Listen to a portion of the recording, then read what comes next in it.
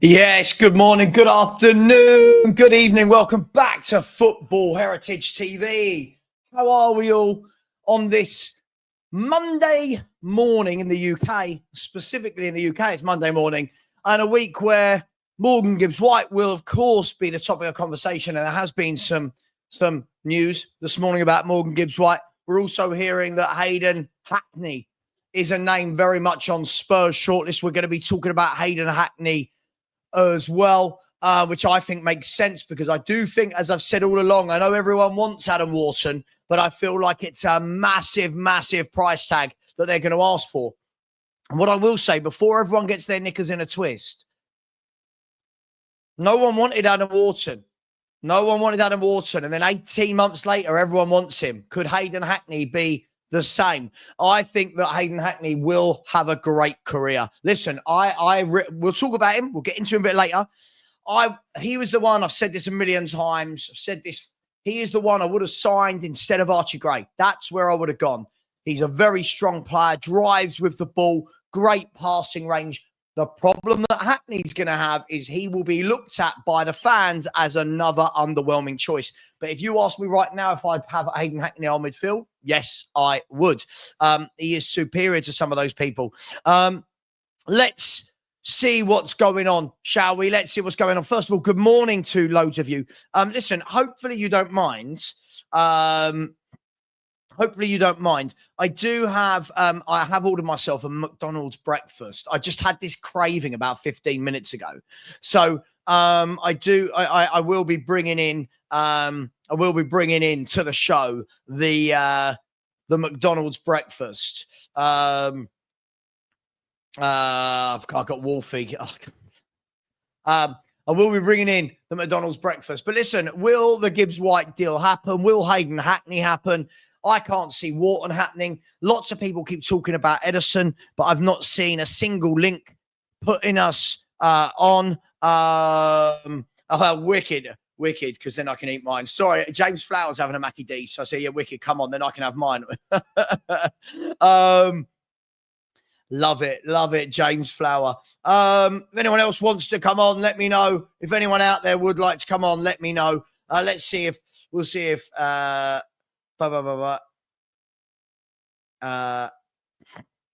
where are we? Let's see, Danny. We'll give the link to Danny as well. Blood, sod it. Anyone can have it. Let's give the link to everyone. Who is Hayden Hackney? Hayden Hackney is a under-21 England midfielder who plays for Middlesbrough. I like him. I think that many will find him underwhelming, but we will get to that shortly. Let's have a look before we do anything, shall we? Let's have a look at this information. Before we do, come on, the house rules, smash the like button. I don't know how this isn't the usual thing now. As soon as you come in, smash the like button. There's 340 of you in here already, only 70 likes. Let's just do that nice and early on. And if you haven't subscribed, please do. The link is pinned. We are heading towards 19,500 very quickly. Very, very quickly. Let's have a look. Let's have a look at what's happened today, shall we? So this is from Tom Barkley. So Tom Barkley has said this today. So first and foremost, let me just refresh that from Tom Barkley.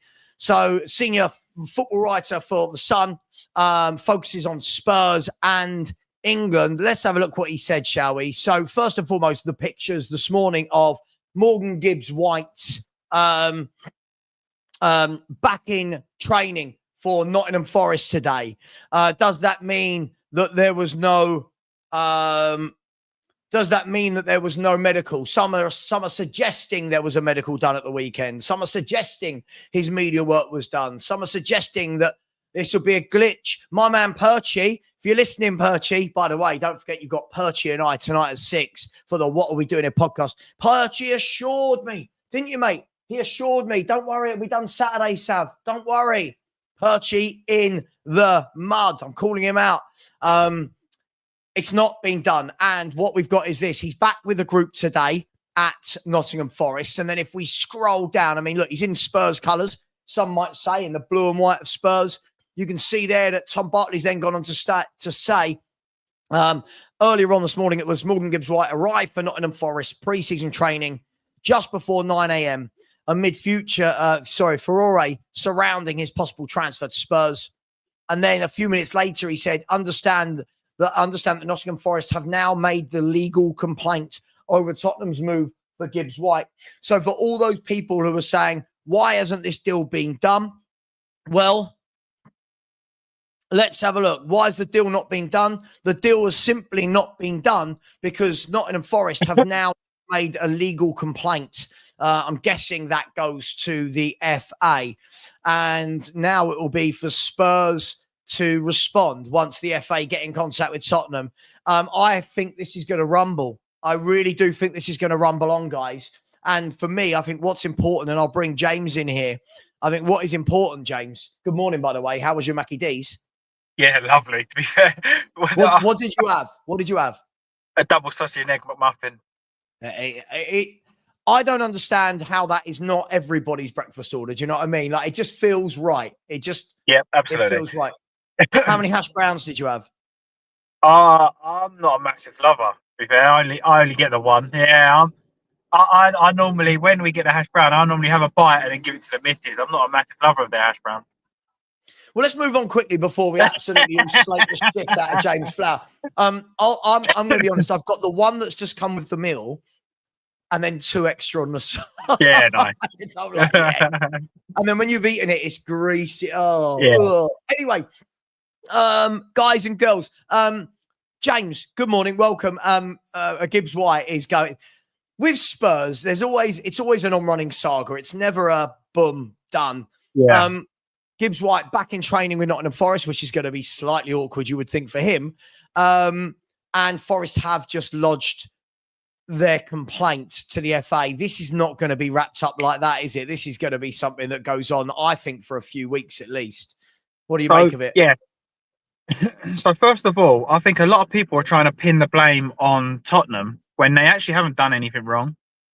So I'm lucky enough. I still speak to Bob Harbour from Tottenham. He's like in with all the development, all the players, and he was saying they've done nothing wrong. They were told a release clause, so it's their fault that they were told the release clause. It's like me saying to you, Savva, just to let you know, your McDonald's this code is 123, and you can get it for free. You're going, now I'm going to pay for mine. Yeah. Like they've done nothing wrong. So in that respect, all this kicking up a fuss and stuff, I believe, and what I was told is the release clause has got a date on it. So if they kick up enough fuss, that it will go past the date, and then they're going to try to basically say, oh, well, it's not fair now. The release clause is gone. It's not existing. But Tottenham have activated it beforehand. And I was told that everything is done. The paperwork is done. They can't sign it because the clubs are still at a dispute, but everything is done. The medical is done. It's just a matter of going, right, FA, they've done nothing wrong. Tick, tick, you can have him for that price. Mm. Yeah, it's all a bit crazy. By the way, just some news coming from the world of football. Arsenal are about to make 3 signings in the next 48 hours, just so you know. So they've just had the here we go for Mosquera of Valencia, the young centre-back. I say young, he's 21, 22, so he's not a kid. Gyökeres, his people have landed in London to finalise the deal, and Madueke is officially signing his contract this afternoon. So Arsenal moving a little bit crazy. Already got Kepa, already got Zubimendi, already got Norgard. Also, anybody that was talking about Johan Bakayoko of PSV Eindhoven, he's going to RB Leipzig, as reported by Plettenberg and Romano this morning.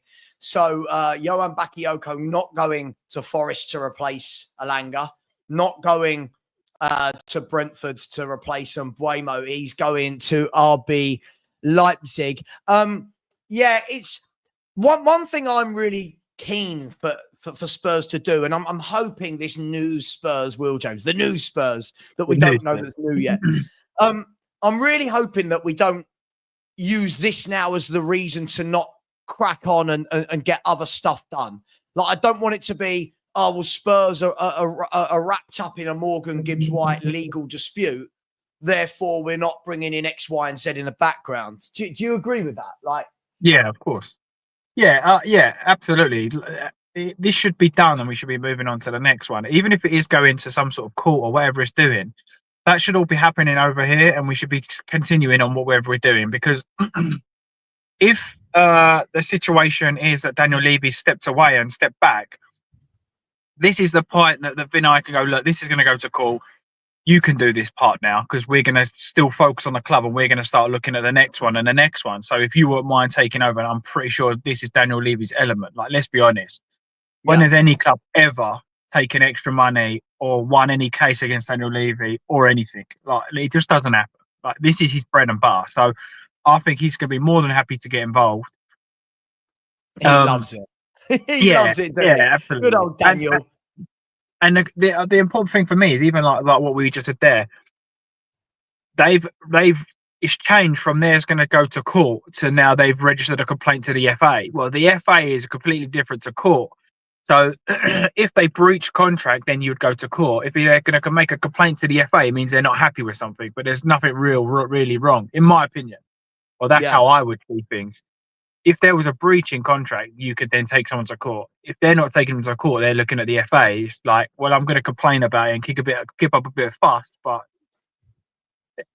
yeah, I just don't get it. Because even if Morgan Gibbs-White said, "Yep, I'm interested. I want to go. Let's do this," then now I go, "Nah, actually, turn up for training." Like, how awkward and unprofessional. Because he's going to go there and go, "This is like," I would know if it was me and I was going to go from one employee to the next, and they said, "Actually, no, you're not going now," or vice versa. I'd be like, "This is crap. Can you believe he's done this? He's done that. He ain't going to let me move." Naturally, you want to vent to all your best friends who you work with. That's just surely going to upset the apple cart even more than it already is. Yeah, you would have thought that the club would say, "Listen, just have a couple of days at home. Let us sort this out." But hey, listen. At the end of the day, each to their own. But he is there. I'm guessing that when he's with the lads, the boys, I'm guessing there'll be a lot of banter. I'm guessing he's going to be getting a lot of stick. They're probably going to be calling him Oddham Wingy after what happened to Peter Oddham Wingy all those years ago. But there are reports that he did have a clause that was the 1st of July to the 14th, which is today, which makes it interesting. I don't know whether or not what are they saying that he's allowed to move clubs, just not to Spurs now? Is the deal going to be off, and then they're hoping that now anybody else, right? If that clause isn't time date specific, anybody else can come in and now knows what that clause is. So what, they're happy to sell, but just not to Tottenham now. But I don't get it. I don't understand the outcome that Nottingham Forest want. And I also don't understand like what we've actually done wrong. I actually genuinely don't understand. We was told a bit of information. We acted on that information. Was told. We're in the wrong for being told that information. Like, what the hell? Like, it don't make. Maybe I'm looking at that wrong, but I was listening to the show with you and Wolfie and stuff. At no point did he ever say what we did wrong. He said, "Yeah, but you bidded the exact figure. How would you feel? He's worth more than that." Well, how can he be worth more than that if that's the figure that you're asking for? It's like me saying, right, this is it. I'm selling my van. It's 30 grand. Someone turns up and goes, "Here's 30 grand." Nah, I wanted 35 grand. No, well, no, you've just asked for it. I've transferred you all the money you've asked for, but now you want. No, I'm taking you to court. Like, it just doesn't make sense. Isn't this all semantics? That's what I mean. This isn't about the money. So this isn't about the 60 million. This is about, oh, you knew and you shouldn't. Okay, I know lots of things I probably shouldn't. Do you know what I mean? I know lots of things. Every day someone goes, if I tell you this that I've heard at Spurs or I've heard at Arsenal, Chelsea, don't tell anyone. Yeah, sure. Go on. Fine. Yeah. What's the... I just don't get it. I feel like there's that bit of me as a Spurs fan that feels like the deal's going to be dead. Now, don't get me wrong. I'm not saying it will. I'm not saying it will, but the longer things drag on, I feel like this is just going to drag out. And that, for me, I think has taken a shine off what was a very good week last week and what was a very good signing by Tottenham Hotspur. He was going to be here ready for Reading on Saturday, followed by Luton the next week. And then I think 2 days after Luton or a day after Luton, we fly to South Korea. He's got to be on that plane. Yeah, he's got to be. Everyone has to be on that plane. Whoever's coming in, they have to be on that plane, because if they're not on that plane, you're now expecting Thomas Frank to integrate them in the squad, which is hard enough, unless they're English and stuff. Normally, not English, but if they've been in the Prem for a long while and they've been around that sort of thing, then they'll kind of duck to water. But they've still got to move, which even if you're in your job, I mean, we all know what it's like to move. It's quite a big upheaval and moving. Even though they're going to have support, you're still kind of, I just need to pop to the local shop to get milk, to now I've got to find out what's what. It's a big life change. And then you've got to meet everybody else, which is quite daunting. And then on top of that, you've got to say bye to the wife and leave for 3 weeks and then kind of meet in that environment, live with someone in that environment. I think it's just too much. I think the backlash would then go back to Frank saying, you've been given all these players and you've got nothing out of them yet. If we have 3 or 4 games where we don't win our first few games, for me, this is so important that they're in now, ready to get on that plane. And that's when preseason starts for me. We're seeing a lot of fitness work being done at the moment. Well, fitness work is one thing.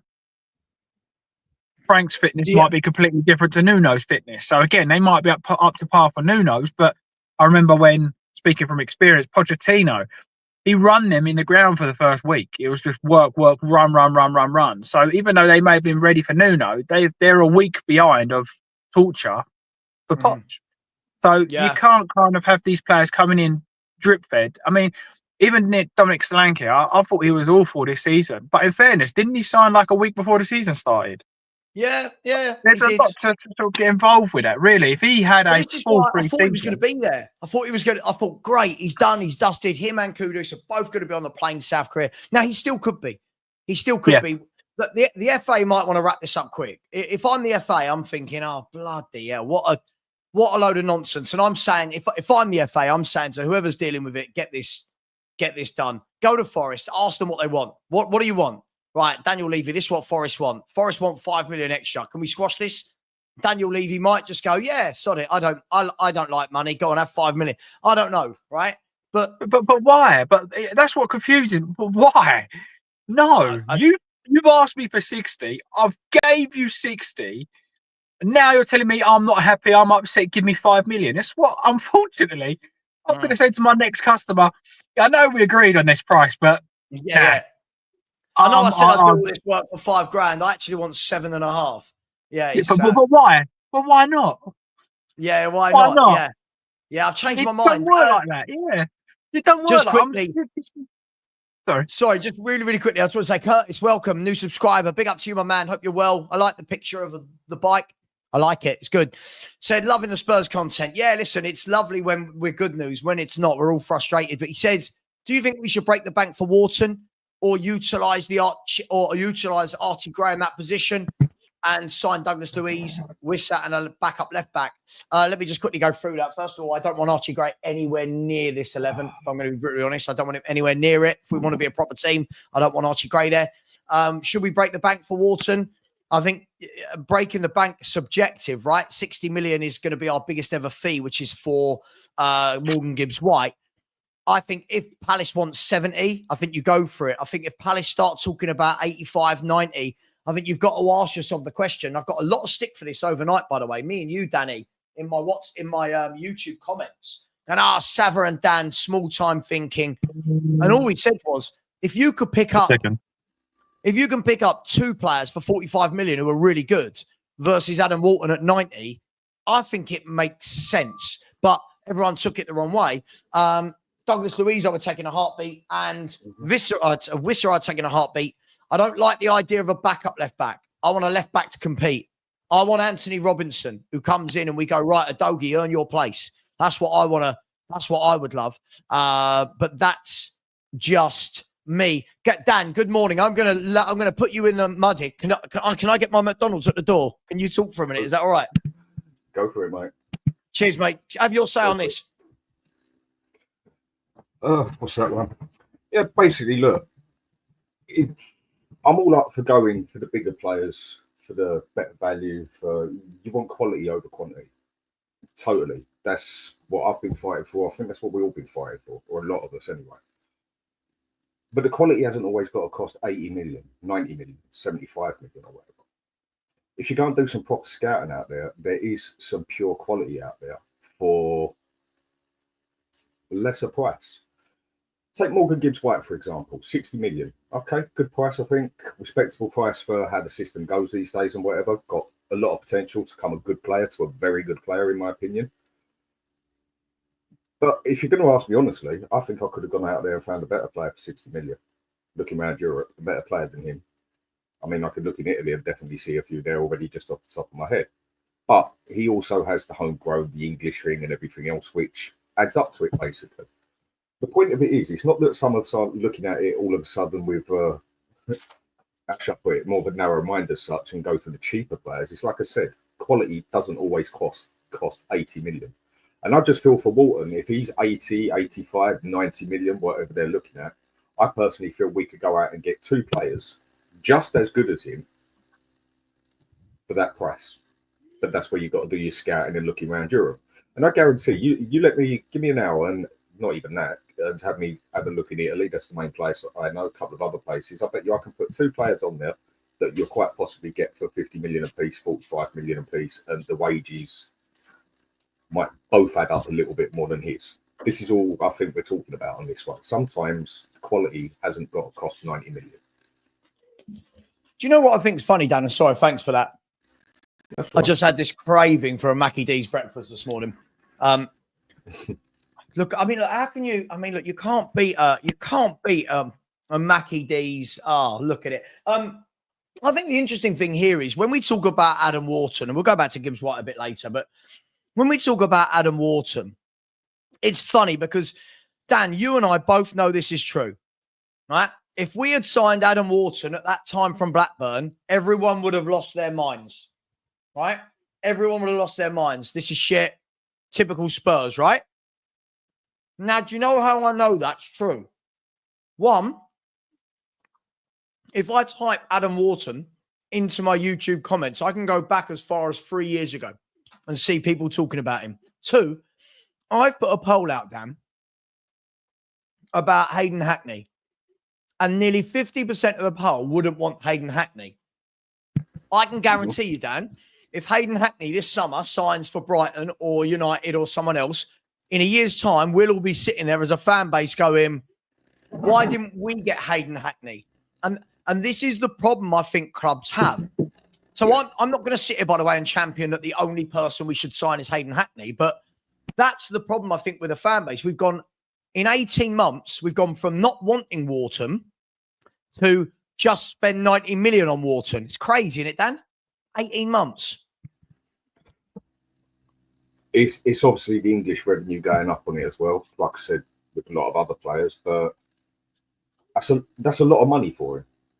That's a hell of a lot of money. But then on the fella you're saying, Hackney, he's the midfielder at Middlesbrough, isn't he? Mm.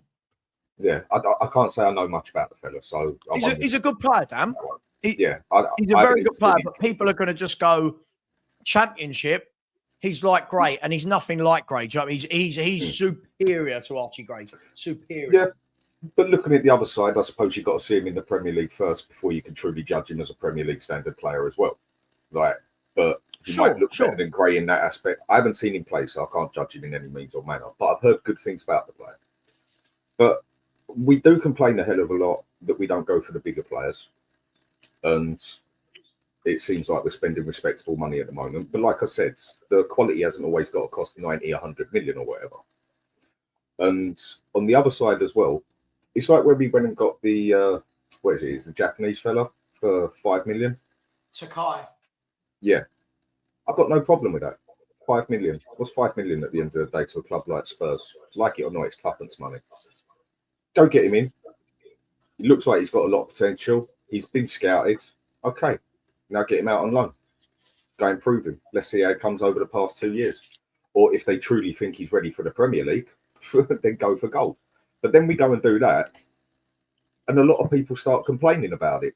Yet a lot of people, I'm basically repeating what you say, will sit here with like Brighton, Bournemouth, Brentford or whatever, finding a player and then making him a star player within a season or two. Like, well, why don't we do that? Well, you're like, well, hang on a minute. What do you actually want here?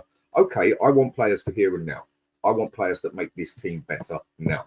But I've got no problem with going out and taking little shots at £5 million, £6 million players and then putting them out on loan with a hope of that they will progress, or even playing them if they think they're good enough there and then, that they're going to progress into star players. I mean, what do people want? They've been asking for that, asking for the other side as well.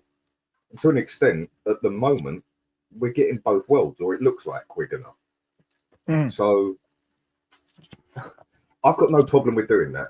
When players cost 40 million that you do that with, then I start having a bit of an issue. But when they just cost 5 million, then we're just doing. There's a lot of report that Middlesbrough want 35 to 40 million for Hayden Hackney. But listen, let's talk to somebody who knows a lot about lower leagues, being a supporter of a smaller club. Wolfie, Hayden Hackney. You must have come across Hayden Hackney in your travels. Yeah, we were linked to him, I want to say a year ago. What do you think? Very good. But he's not Champions League ready. This is a bit of your kids club. The DNA's still there for you guys. But he's 23. He's 23 years of age, isn't he? He's not a kid. But what the point I was making before we get onto Gibbs-White. Yeah, sorry, I am eating at McDonald's, and I make no apologies about it at all. No apologies. The thing we were talking about there, Wolfie, was what Spurs fans are very good at doing, and I'm sure probably your fan base as well, mate, and every other fan base, is we'll see a player like Hayden Hackney. Let's say Hayden Hackney moves this window to Brentford, Bournemouth, Brighton. Yeah. What we'll do is, in a year's time, we'll all go, oh my God, have you seen how good he is? Where were the Spurs scouts? That is shocking. We could have got him for 30 million. But when you suggest buying him right now, it's the same thing as Adam Wharton. No one wanted Adam Wharton. And now, 18 months later, people are going, just pay 90 million. Do you think that as fans, we're all a little bit reactionary? We're all a little bit too in the moment rather than thinking bigger picture? It's a tough one because you can understand it. Like, the demand is that you want to get home renowned names, you know what I'm saying? That can come in, hit the ground running, not project players. But when you do get the project player and they turn into the next Wharton, then it's fine. So it's like, you're not going to appease the fan base. But I think you can do it with a mix, though. That would be my approach. So if, let's say we're talking about Spurs, you sign Kudos, you might be getting the Snake, and then you get, let's just say you got an Eze. Sorry, who? The Snake? Could you? Yeah, Jake the Snake Roberts. Remember him? I remember Jake the Snake Roberts, but who's the Snake? Please say his name. Reincarnated into Morgan Gibbs-White. But okay, got it. Right. My point is, if you sign, say, those three and get an Eze, for example, I don't think you get Eze, but then you can add some project players into the mix. I think it becomes more acceptable then. Now, if your window was just starting now, and you're talking about Hayden Hackney now as your first signing, then the reaction is different. It's all about what's happened in the window so far. It's like, if you look at Arsenal's window, the head loss was because they were getting Kepa first and they got Norgard. Now it looks like they've got Gyökeres.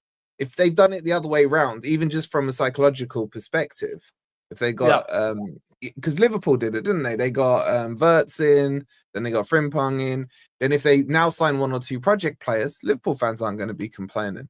So we are fickle as fans. We are completely fickle as fans, but it's just about the psyche of the way it goes around. Is he a good player? Yeah, he is, but it's just what the rest of your window looks like. So, for example, if we sign Morgan Gibbs-White, then bring in Hayden Hackney, you go, okay, cool, that's all right. But if you're just going to get Hayden Hackney and don't get Morgan Gibbs-White, the optics are that it looks a little bit underwhelming. Yeah, but I still think a lot of your fans would have complaints about it because I think you've got a lot of project players already from last year. So, what you doing with Gray? Is he still a project player? You got a few others as well. Do you need another project player? Is maybe the argument as some of the Spurs fans. I'm one of those fans, by the way. I am one of those fans because I feel like we've got more than Hayden Hackney comes in. You've got Bergvall, Pape Sarr. Oh, I don't think he's good enough, but Pape Sarr. You've got Grays.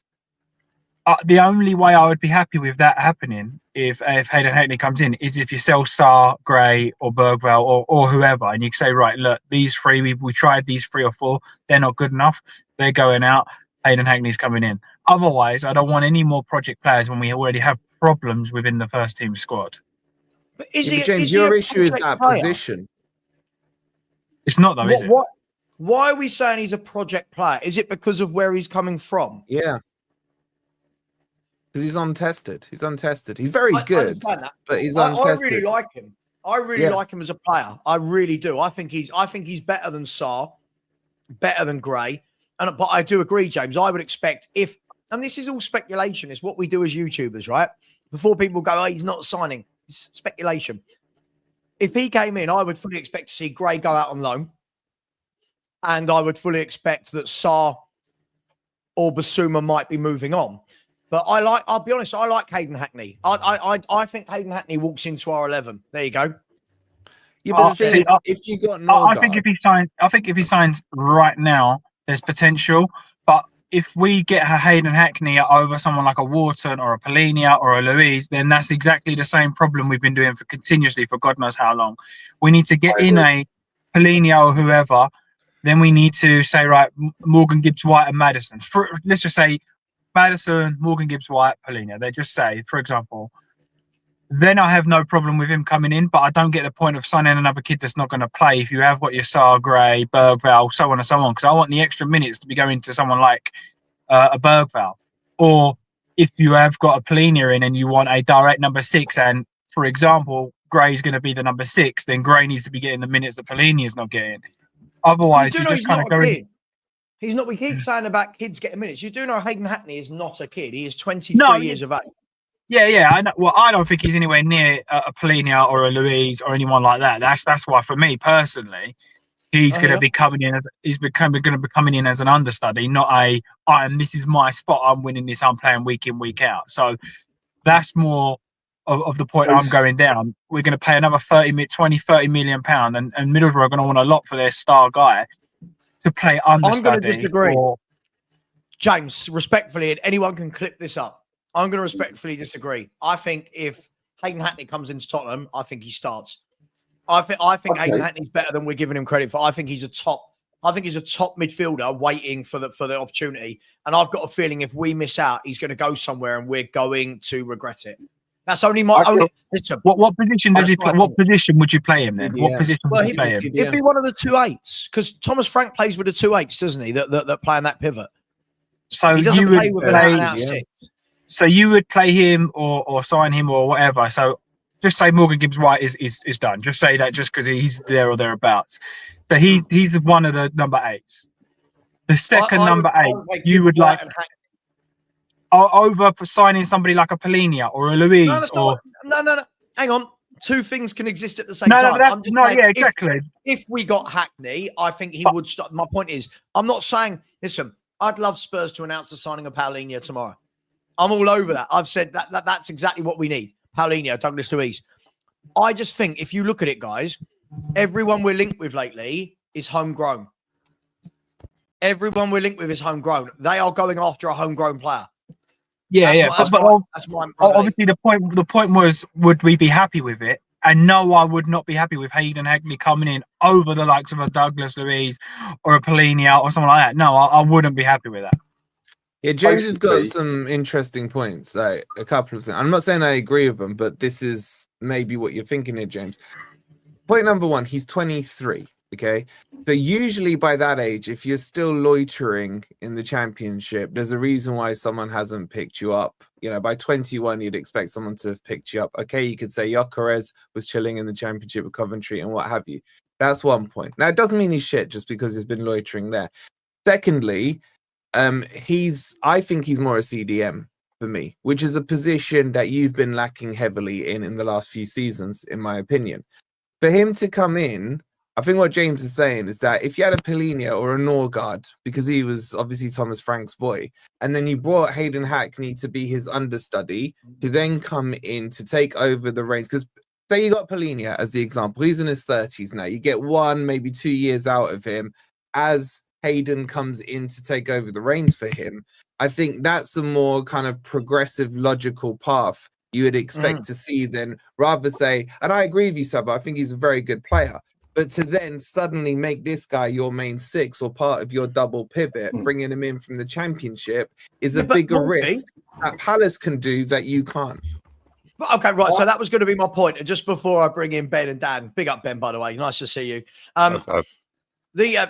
Get away. Sorry, Stanley's trying to get the last bit of hash brown that he can smell just over the edge. He's desperately trying to get to it. I get it, but I'm just trying to play a little bit of devil's advocate here, Wolfie, right? Of this stinks to me of what we normally do. This stinks to me of, like, as I said, Adam Wharton 18 months ago, if I had said to anyone, go and get him. Who? What? From Blackburn, bottom half of the Championship. 18 months later, if Spurs have got anything about us, we go and buy Adam Wharton for 90 million. Me and Dan are getting cussed in my chat for the last 24 hours because we suggested don't buy Wharton for 90, buy two players at a 45 each. No. If we've got any... So why can't Hackney immediately make that jump to the Premier League? Why can't he? I don't know why he can't. I think the thing with it, I haven't seen the player, so I can just purely go on speculation. Just out a quick question: has he ever played in the Premier League? Has it always just been Championship? Championship. Right. For me, he's not established or proved yet. Okay, he's 5 years ahead of Archie Gray. I mean, Archie Gray was a kid who'd never even played in top football, whatever, and that. And I get it, he's 18. But this fella's 23, so he's going to have more experience in football as such. But he's 23 and he hasn't played established top football yet. He hasn't played in the big league. Yeah, he might have had a cup game. He hasn't played with the big boys. He hasn't done this and that. So I know you can say any player's a gamble, but I think we're at that stage now where it's like, okay, we buy him, this could come good. No two ways about it. But I'm 100% with James on this one, if I understood what you said, James, basically, in the aspect of, well, no, he's not going to cost 5 million, 10 million. I would rather go out and spend that 35, maybe 40 million, what they want, over in Italy, or over and get an established player who's played in a top league already. 100%. We've got some evidence who can play in a top league because we are now going into Champions League. We are now doing everything else in that. So Dele Alli. But that's a one in a million. How many? I'm agreeing with you. I'm not saying it can't happen or work, but I'm not so willing to necessarily take that money sort of gamble when I know I can go out and get a player that is already provenly more established. As just adding to that, just adding to what you're saying, though, Dan. Like I think the word you've picked there is spot on in gamble. Unfortunately, how many times have Tottenham gambled and lost before we continue to say, you know what, I'm done with gambling for a little bit. Let's get somebody in that we know or has shown us proven odds that he's going to be good rather than bad. I've not said don't do that, James. I'm talking about Hayden Hackney, not Hayden Hackney versus Paulinho. Right? That's what I'm saying. But I'm just saying, if we signed him, I'd be happy. I think he's better than everyone's giving him credit for. I think he's a good footballer. Very good. I think he's a good footballer, but I don't see a huge upgrade on Bentancur. I don't look at him and Bentancur, you are levels above. To be honest, I personally don't.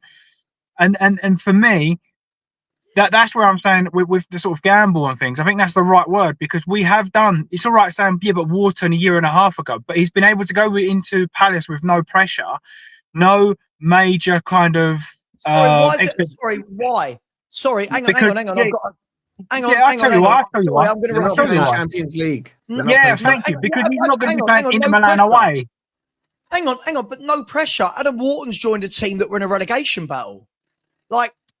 That's pressure. He's gone into Crystal Palace to play central midfield for a team that were trying to stay up.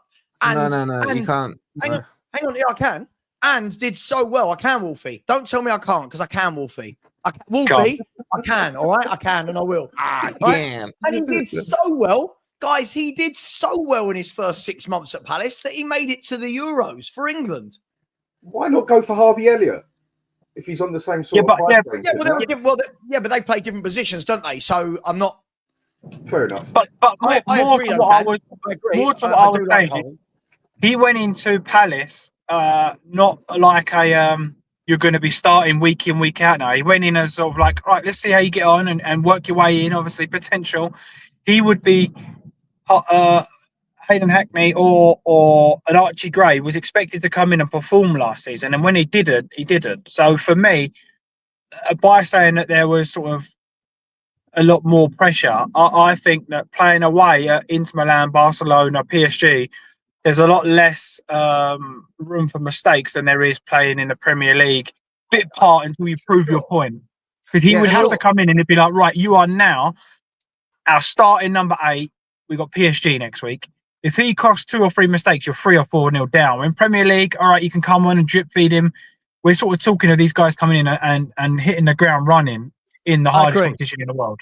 Watch him go to I'm telling you. No, I'm not saying now for that. The 14th of July, bookmark this, right?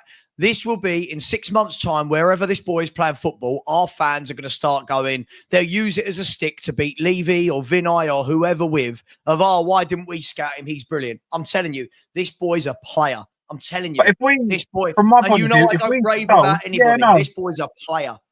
If we sold Sarr, Basuma, them lot, and then we signed a Douglas Luiz, Polinia, and Harvey Hackney, then yeah, I'm fine with that. That's cool. That's exactly what I want. People that are good enough to sort of fill in if there was a main problem. I think it's too much of a risk bringing him in and saying, right, your first team now, off you go. Yeah, I think just to go back to that pressure point, Savva, you're talking about why wasn't there pressure on Wharton at Palace? Because if he had flopped, I don't think you'd have had the Palace fans protesting outside Selhurst Park saying, why the hell did you sign him? That's the difference. But he didn't flop, obviously, and as well, their track record when they had Dougie Friedman was exceptional. So there was a lot of trust built in there. You had the likes of Eze, Elise, Wharton coming through, and a few others. Your track record, with all due respect, is pretty shit when it comes to the talent scouting. Now, I agree with you. I think Hayden is a quality player and can do it. But under the circumstances you're under, you have to build a squad that I've heard you many times say before, too many kids last season, where's the experience, where's this, that, and the other. I agree. And you're going into a heavier campaign this year where you have to get yourselves back up to the right end of the table. You are in a Champions League campaign. To chuck him from Championship into Premier League is one jump, and then to jump him again into Champions League is a monumental jump.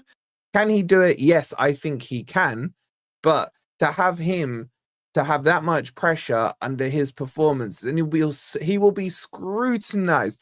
Jono joined you guys when he was, I think he was 22 at the time, or whatever he was, 21, who had been scoring goals in the Premier League, who had been slated by your fan base when he joined because of his performances. What will happen to this guy if he has 3 or 4 bad games in a row? That's the thing. He will get slated. And your track record over the last 18 months hasn't been that great with the kids you've put through. Yeah, hang on. But that's because of the bloke that you wanted Spurs to keep. It doesn't matter. It doesn't matter. It massively matters. It massively matters. He would have. You think fans will make that distinction? You think no, because fans can be really silly. But Thomas Frank, let's be fair. If he signs, Thomas Frank's seen something he likes, right? And let's have a look at all the players Thomas Frank has taken from that level or lower and turn them into players that have all got big moves. Ivan Toney, yeah, Ollie Watkins, yeah, Norgard was a nobody. Now just got his move to Arsenal, right? Look at King Lewis Potter, who he took from what, Hull? No, Hull? Yeah, I want to say Hull. Look at him now. The rave reviews that he got last year. Look at the players he gets. This is what he does, right? Your team's not meant to get them to be the next step. Your team, in theory, is meant to be the next step. I agree. To progress them on to make profit off. That's the difference there. Yeah, I'm not saying don't get anyone else, Wolfie, by the way. I need to do some super chats, then I'm going to bring in Ben. Sorry, I know you've been patient. Just quickly, big up to Collective Breaks, Matty. I hope that's Matty and not Mate or something like that. Big up to you. It said, Savva, some detective work for you. Oh, I like this. A bit Inspector Gadget-like. Savva, some detective work for you. Morgan Gibbs-White agent has 1 player on his book at Spurs now. It all makes sense. Is that What do you mean? Break that down for me without paying in your next message. What do you mean? What is that? Is that Brennan Johnson? Is that who we're talking about? I'm a bit confused. Anyone know what this means? No clue. Unless No, he thinks sorry, mate. I don't get what you mean, but put your next chat in. I'll bring it up as though it's a super chat, I promise. Because I just don't quite understand it, my friend. Joshua, big up to you. I said, big up as always. This Morgan Gibbs-White deal is all about when he joins, as it is time restricted because it's a... Let me start that again. The Morgan Gibbs-White deal is all about when he joins, as it is time restricted because it's a release clause, not a normal deal. Forest delaying the inevitable. Yeah, don't worry. We'll talk to the nasty Nottingham Forest man in a minute. Don't worry about that, Joshua. Absolutely. Big up. I agree. I think it will get done. I think it is time delayed. And I do think that they're just going to try and get a bit more money. And hopefully, Daniel Levy, we can all jump on his side for once. And we'll watch him school Marinakis in how to be a chairman of a football club. Big up to Josh. He's coming again and said, check Ashley Young's comments. He's spot on.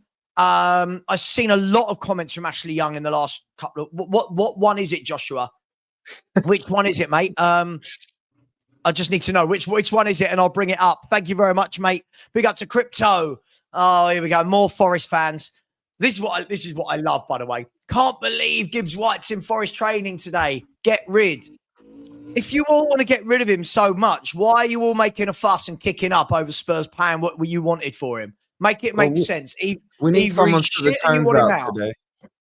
Either he's shit and you want him out, or he's brilliant and you want to keep him. Make your minds up, Forest fans. Everyone hates Forest now, partly because of Wolfie, but the rest just now because of Marinakis. Big up to Paul Watkins, who started the Super Sticker train. Big up to you, my man. All aboard the choo-choo Super Sticker train. Thanks, Paul. Really appreciate you, mate. Big up to SOF, my man out there in America. Said just waking up and seeing that Morgan Gibbs-White at Forest, any worry they offer him a new improved contract, blocking his Spurs move.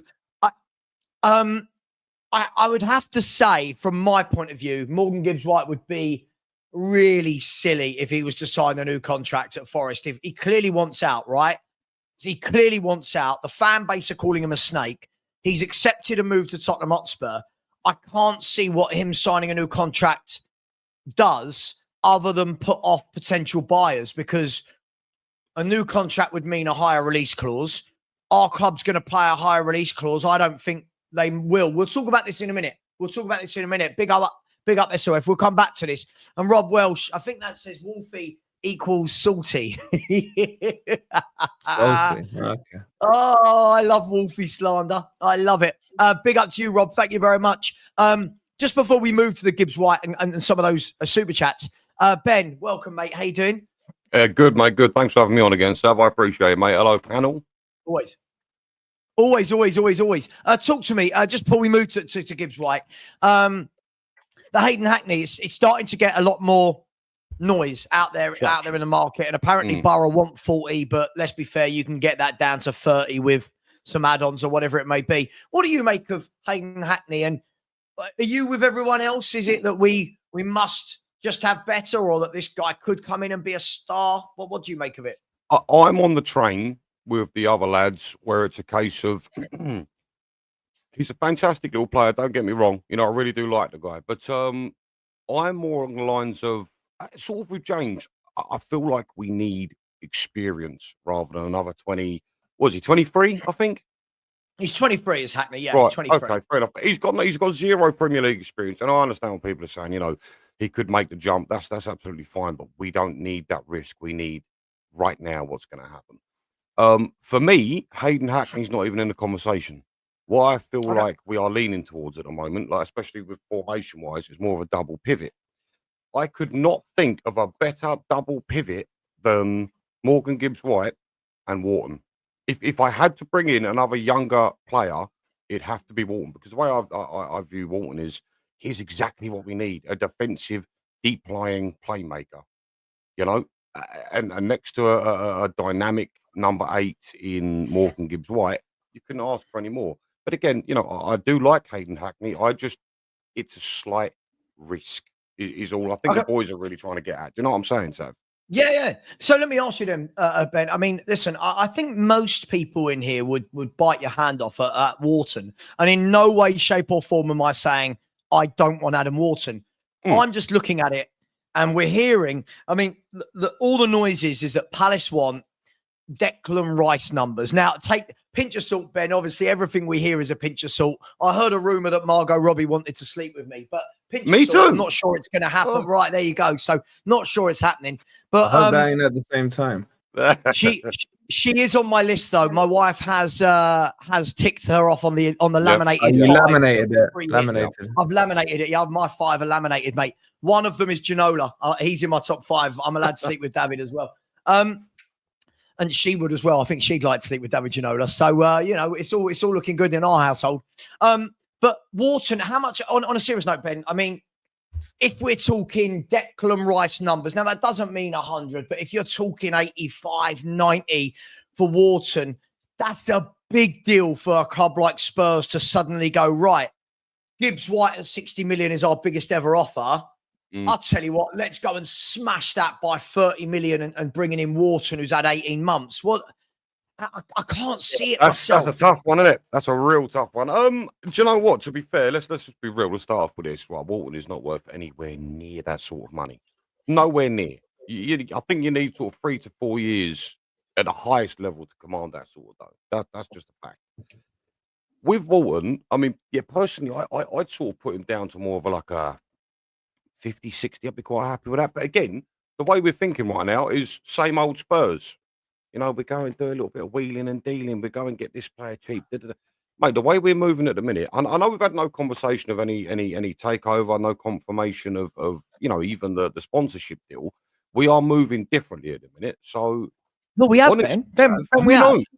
We have had confirmation. When? Oh, Ben, I mean, look at this. So Spurs are close to finalising stadium naming rights deal with a Saudi entity, and also that they could be buying a stake in the club. So it could be happening, mate. It could be. Right, I've seen this report from Ben Jacobs. I actually brought it up on Dan's show the other day. There was something similar.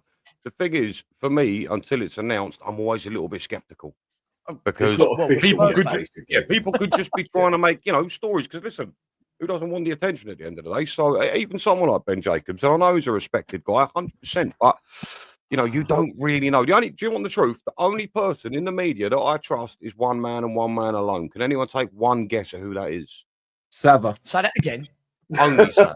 No, I was saying there's only one guy that I take his word for gospel in the world of football that isn't in a club, and that is Fabrizio Romano. If he says something. See, I'm an Ornstein. I'm Ornstein. Okay. I'm Ornstein. Yeah, fair enough. So until I see paperwork, until I see some sort of club announcement, it hasn't happened. But the way we're moving, information off his wife, doesn't he? That Romano. Yeah, right. But look, so I do find that quite funny. Is like if they get something wrong, it doesn't mean it was wrong. I mean, circumstances have changed, in my opinion. So, for example, there are plenty of times where a deal could be agreed between the clubs and the player goes and talks, and then suddenly the club doesn't want to pay him the wages that he wants, and the deal's off. That doesn't mean Romano or Ornstein got it wrong. It just means circumstances change. That's true. That is true. That is true. Well, look, let's move. We'll come back to that in a minute. First of all, just quickly, Mark putting in a super sticker. Come on, guys. Fun fact: if everyone put in a 99p super sticker, we'd make £1,000 in 1 minute. Just saying. I'm just letting you know. That's just some facts there for you. Big up to each and every one of you. Thank you for the subscribers, guys. We are motoring towards that 20k. So please, if you haven't subscribed, please do subscribe to Dan at the Hotspur Hood. Please subscribe to Forest Fan TV as well. I can't tell you how much I love Forest Fan TV. I love Wolfie. I love the channel. I love them all. They're such good fun, and you can't have a better clickbait row than with Wolfie.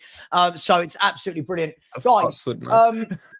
Morgan Gibbs-White is dominating. Obviously, it's dominating the headlines.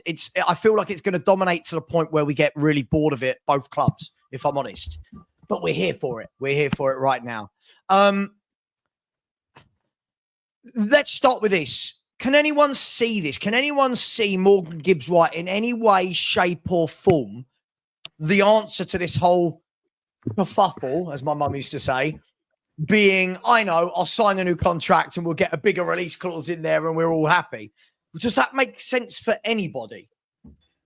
Yeah. Only Forest. Absolutely not. That's a joke. Not specifically only Forest. It just, if that happens, that would be the whole Elise thing playing out. That's the thing. The scenario where I think that's feasible is if there is some evidence to prove that Gibbs-White was the one who either told Spurs or told his agent to tell Spurs about the release clause. Marinakis or whoever has got him in a room today and said, we have evidence to state that you have broken this NDA.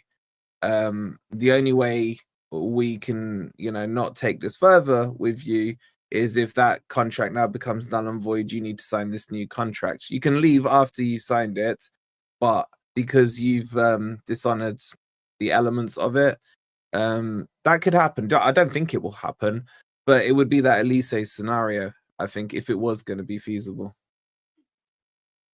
Wolfie, can I ask something? As a Forest fan, it's just, well, so from the outside looking in with Marinakis, it looks like the only reason this whole kerfuffle's happened is because Marinakis wants to save face. There's been huge fan backlash, and rightly so, because he's your star boy. A lot of your play goes through the guy. He's fantastic. But my question to you is, do you think it would be a sidestep joining Tottenham? Because the way I look at it is, look, we've won the Europa League 5-6 years ago. We was in the Champions League final. Do you view us as a sidestep or a step up from Forest? I'd actually view it as a step down. Right, okay, shut up! Get him off. Don't get him off.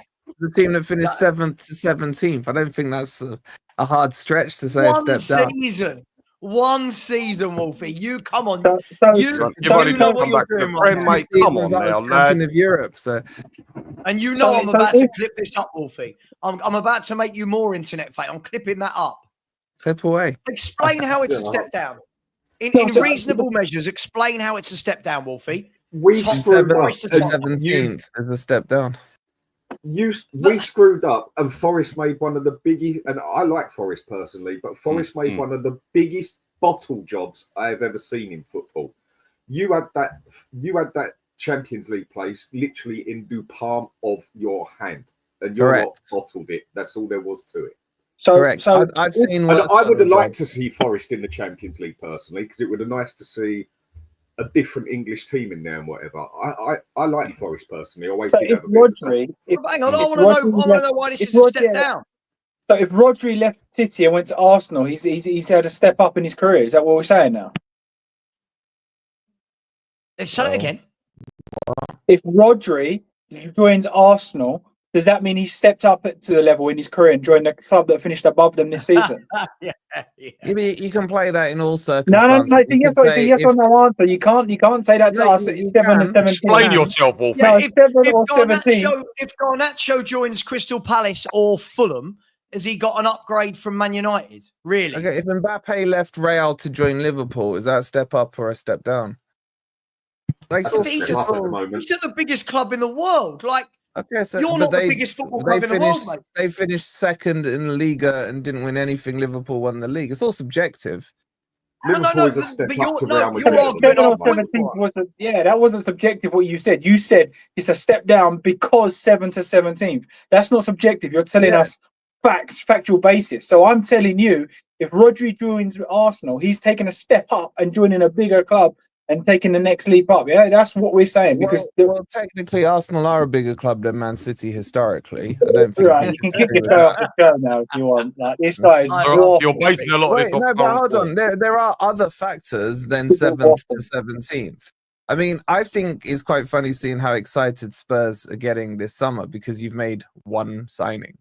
Let's be real. One signing doesn't change what happened on the pitch last season.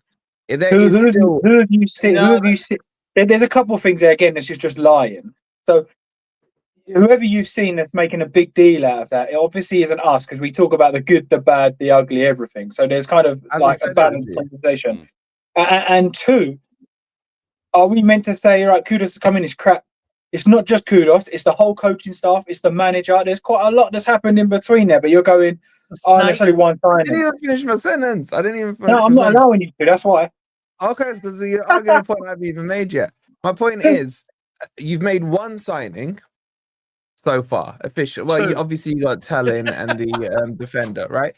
But in terms of ones you would expect to impact your first team, you've made one signing.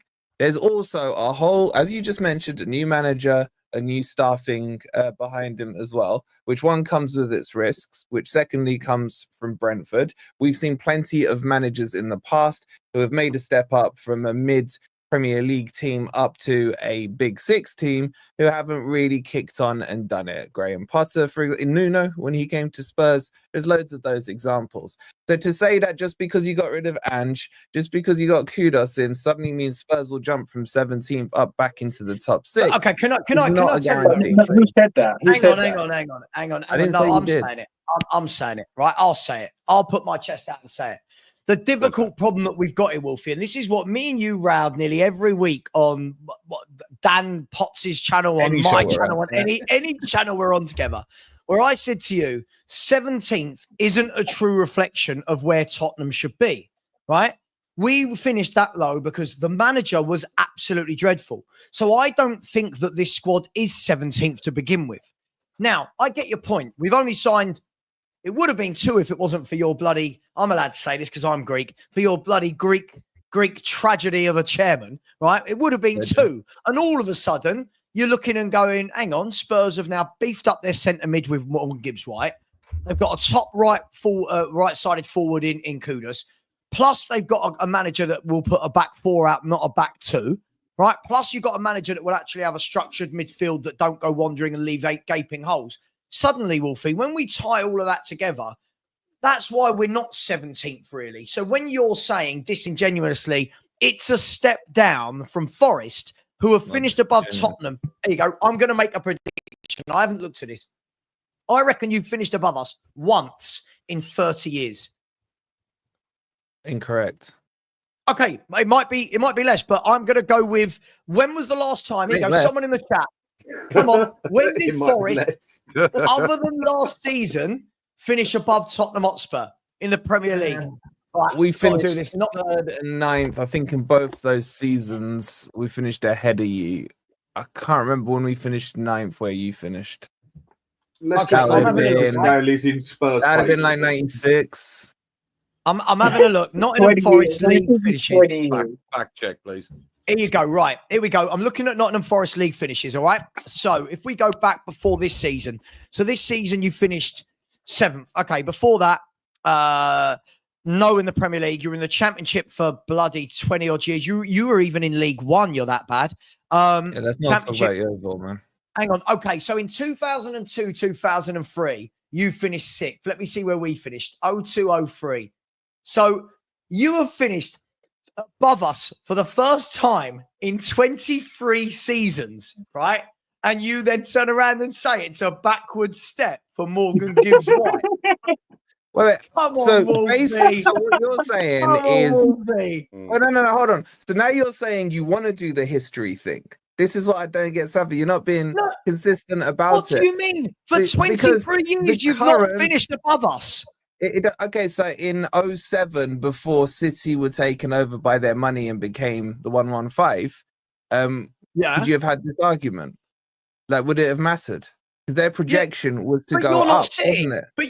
But I'm just saying, this is the thing that I said to you all last season. Whenever we round, I said to you all these things that you don't like that have played out. 1, I think this is going to be a one-off season for Forest. Oh, no, don't worry, our manager, our owner. 2, I said that you will get raided for footballers. I was assured that you won't get raided for footballers. And already, Gibbs-White, hang on, but it's not. It's going to be 2 of your better players that have gone in this window. Going to go? Raided. Define raided, Savva. Define raided. Hang on. If a club like Nottingham Forest in one window lose Alanga and Gibbs-White, right? That's big, a raid. Because, no, hang on. I still think you might lose more, mate. Right? But the window's only been open a couple of weeks. To say that it's a downward step when we finished in the Champions League 7 times in the last 20 years, right? When we've been to a Champions League final, when we've won the Europa League, when we've qualified for Europe in 15 of the last 17 seasons, you have one 7th place finish and you have the audacity to say that it's a backward steps for Morgan's Gibbs-White. You know that you're bantering. Okay, You know you're bantering. The Manchester United, Yeah. when they finished outside the top 4 a few seasons back, was that a one-off? Yeah. Was everyone saying that was a one-off? What's that got to do with anything? Because you're just taking a snapshot in time and making the assumption I'm not. you're making, Hold on, you're making 2 years. assumptions off the back. Wait. You're making the 23 years doesn't matter because we haven't got any players that were in that Stan Collymore team under that Frank Clark team. Are you a better team than Spurs? On the pitch now, yes. Are you going to finish above us next season? Ask me at the end of the transfer window. Can you attract better footballers than Tottenham can attract? If we say right on this day with the squad we've got and the squad you've got, would we finish ahead of you next season? I would like to assume we would. Okay, Even if Morgan Gibbs-White switches. How sure are you? Yeah, has he? Wolfie, how sure No, are that's you? what Here and if now? he switches, if Gibbs-White joins Spurs, let's say today they go, right, it's all done, Gibbs-White has joined. Are you still saying your squad is better than our squad? No, because we haven't replaced him yet. That's like saying to you, okay, well, if you lost, who's a good player at Spurs? Not many. Not many that You great. can have Son. You can have Son.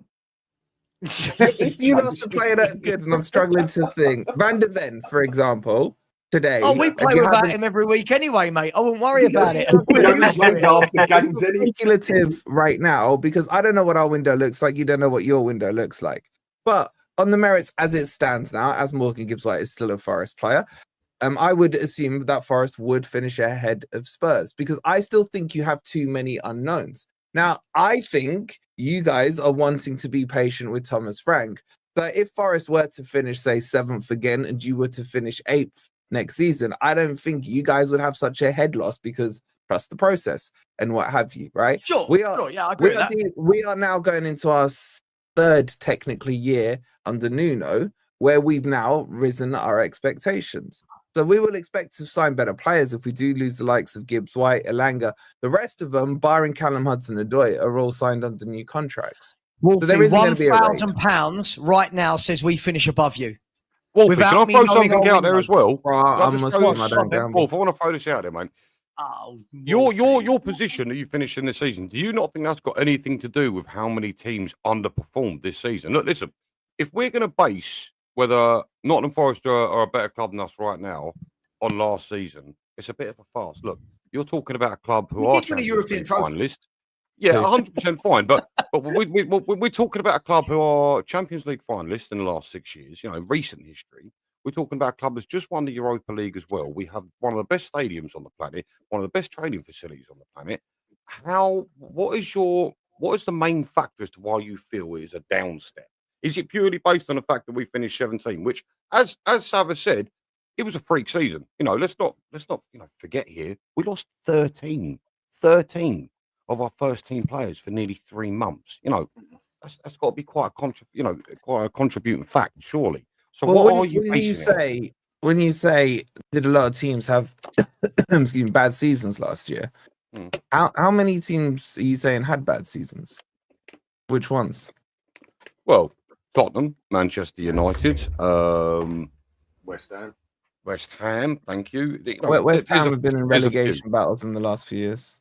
Oh no, but that was a shocking season, even by as of you. Yes. Yes. No. I'm talking about the teams that had bad seasons yesterday. That shocked you that they had bad seasons. West Ham having a bad season isn't a shocking thing. Well, yeah, West Ham are very up and down. Very up and down. Yeah. But regardless, there are teams there that have been underperforming. Okay, so you're talking about 2 teams. But even the Man U and Spurs. But even the top teams, though, Wolf, like Manchester City underperformed. By their standards. Exactly. So this campaign was real strange. So there's the table. Please don't get me wrong. I have massive respect for your club. I think Nottingham Forest are a fantastic club. So please, I'm not trying to belittle in any way, shape. No, I hear what you're saying. But my point is, when you say there was teams that had bad seasons, I look at that table and say traditionally, I would argue there was two, Man U and Spurs. I think that's a fair assumption to make. If you're going to say two big teams that had a bad season, then yeah, you're totally right. I mean, if you're going to be, Yeah, but even if you look at the rest, Dan, if you look at the rest, hang on, does it shock you that anyone is where they are? The only one that I think Man City, by their standards, had a very bad season until they put their finger out towards the end. Yeah, but they're still third, and they had a terrible season by their standards. They didn't even win anything. So it's not just about a team having a bad season because they're at the bottom. I think Villa had a 50-50 season compared to what they could have had as such. I think they went a bit shady on it, but a lot of focus went on the Champions League. But the main ones that you will say there had a bad season through and through. I mean, if anything, you can even say Arsenal had a bad season because the one time Man City ain't on form and everything, they've had 20. They still screwed it up as well. Because I don't think Liverpool was spectacular like they have been over the years. They were just more consistent and better than the rest. But I don't think they were as good as they have been. It's also not fair to say West Ham had a bad season or class all these players teams to have one bad season when Forest have only had one good season. So you're putting them all on that pedestal for one good season. No. You're writing that out, and then. Let's be honest, you haven't been in a relegation battle and struggled to stay up in the league ever since you got here. You've had one good season, and now, no, look where we finished 7th and 17th. But you're saying like the likes of West Ham, Man United is all the same. I'm sorry, that's... If Rodri signs for Crystal Palace, has he made an upward step because Palace beat Man City? Yeah, of course. Of course. This is where, Wolfie, you've got to listen. I love how you fight and die for the cause. I love it. And everyone in the chat, be nice because we want guests from other channels, by the way. And I think it's crazy how you lot get when football opinions, right, turn into everyone getting called names. Relax. We don't do that over here. Relax, all right? Relax. We're not doing that, right? But Wolfie, surely we could turn around and go, Forest had a better league campaign than Spurs. And I think every Spurs fan has to go, yeah, we were shit last year in the league. But you can't turn around and say that Morgan Gibbs-White is a backward step when the man has jumped like that at the chance to join Tottenham Hotspur. Like, what? I said it to you in the season. I reckon we could get any of your players if we wanted them because we're a bigger club than you.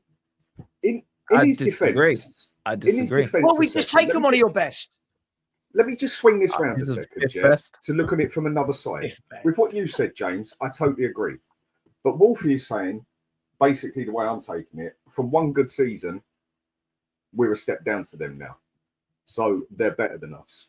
But it was a freak season as such. But then we can also spin that round and say, well, Ange had one bad season for us and won us a cup, and we kicked him out. And you've overachieved. I think we underachieved. It can work both ways in that aspect. I mean, don't get me wrong. If we still had Ange here, I'd say Forest finish above us, basically. But I'm just saying, look at it from both sides. My question is, if Forest finish 12th next season, are we all going to sit there and go, what a dreadful season? I'd say it's a bad season compared to the season they had before. So in my opinion, if Forest finish 12th next season, I'd still say that's okay. They've done okay.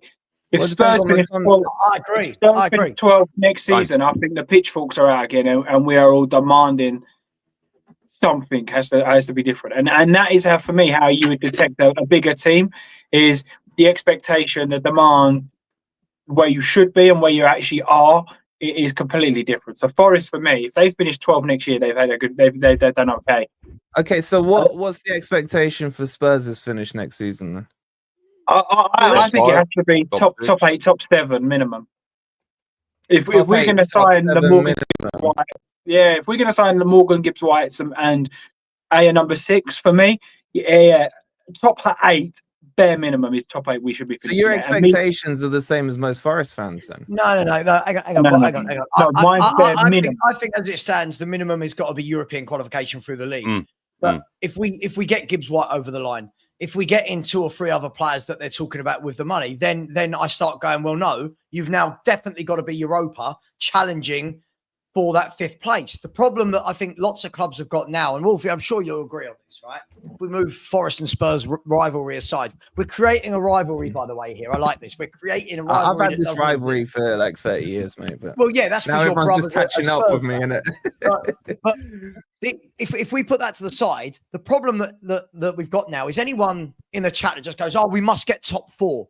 Problem is now, the fight for top 4, 5, if you want to now start adding 5th in, is so ridiculously difficult because Liverpool, City, and Arsenal, I don't care what anyone says, those 3 are superior to the other teams. Chelsea are now, I mean, the way I saw Chelsea play yesterday, they looked absolutely superb. I hate to say it, but Pedro looked absolutely pretty right. But so you've got Chelsea, Liverpool, City, Arsenal, right? Everyone I think would say those 4 will get 4 of the top 5 spots. Does anyone disagree with me? I think those 4 will get in those top 5 spots. You've then it's got almost written in it.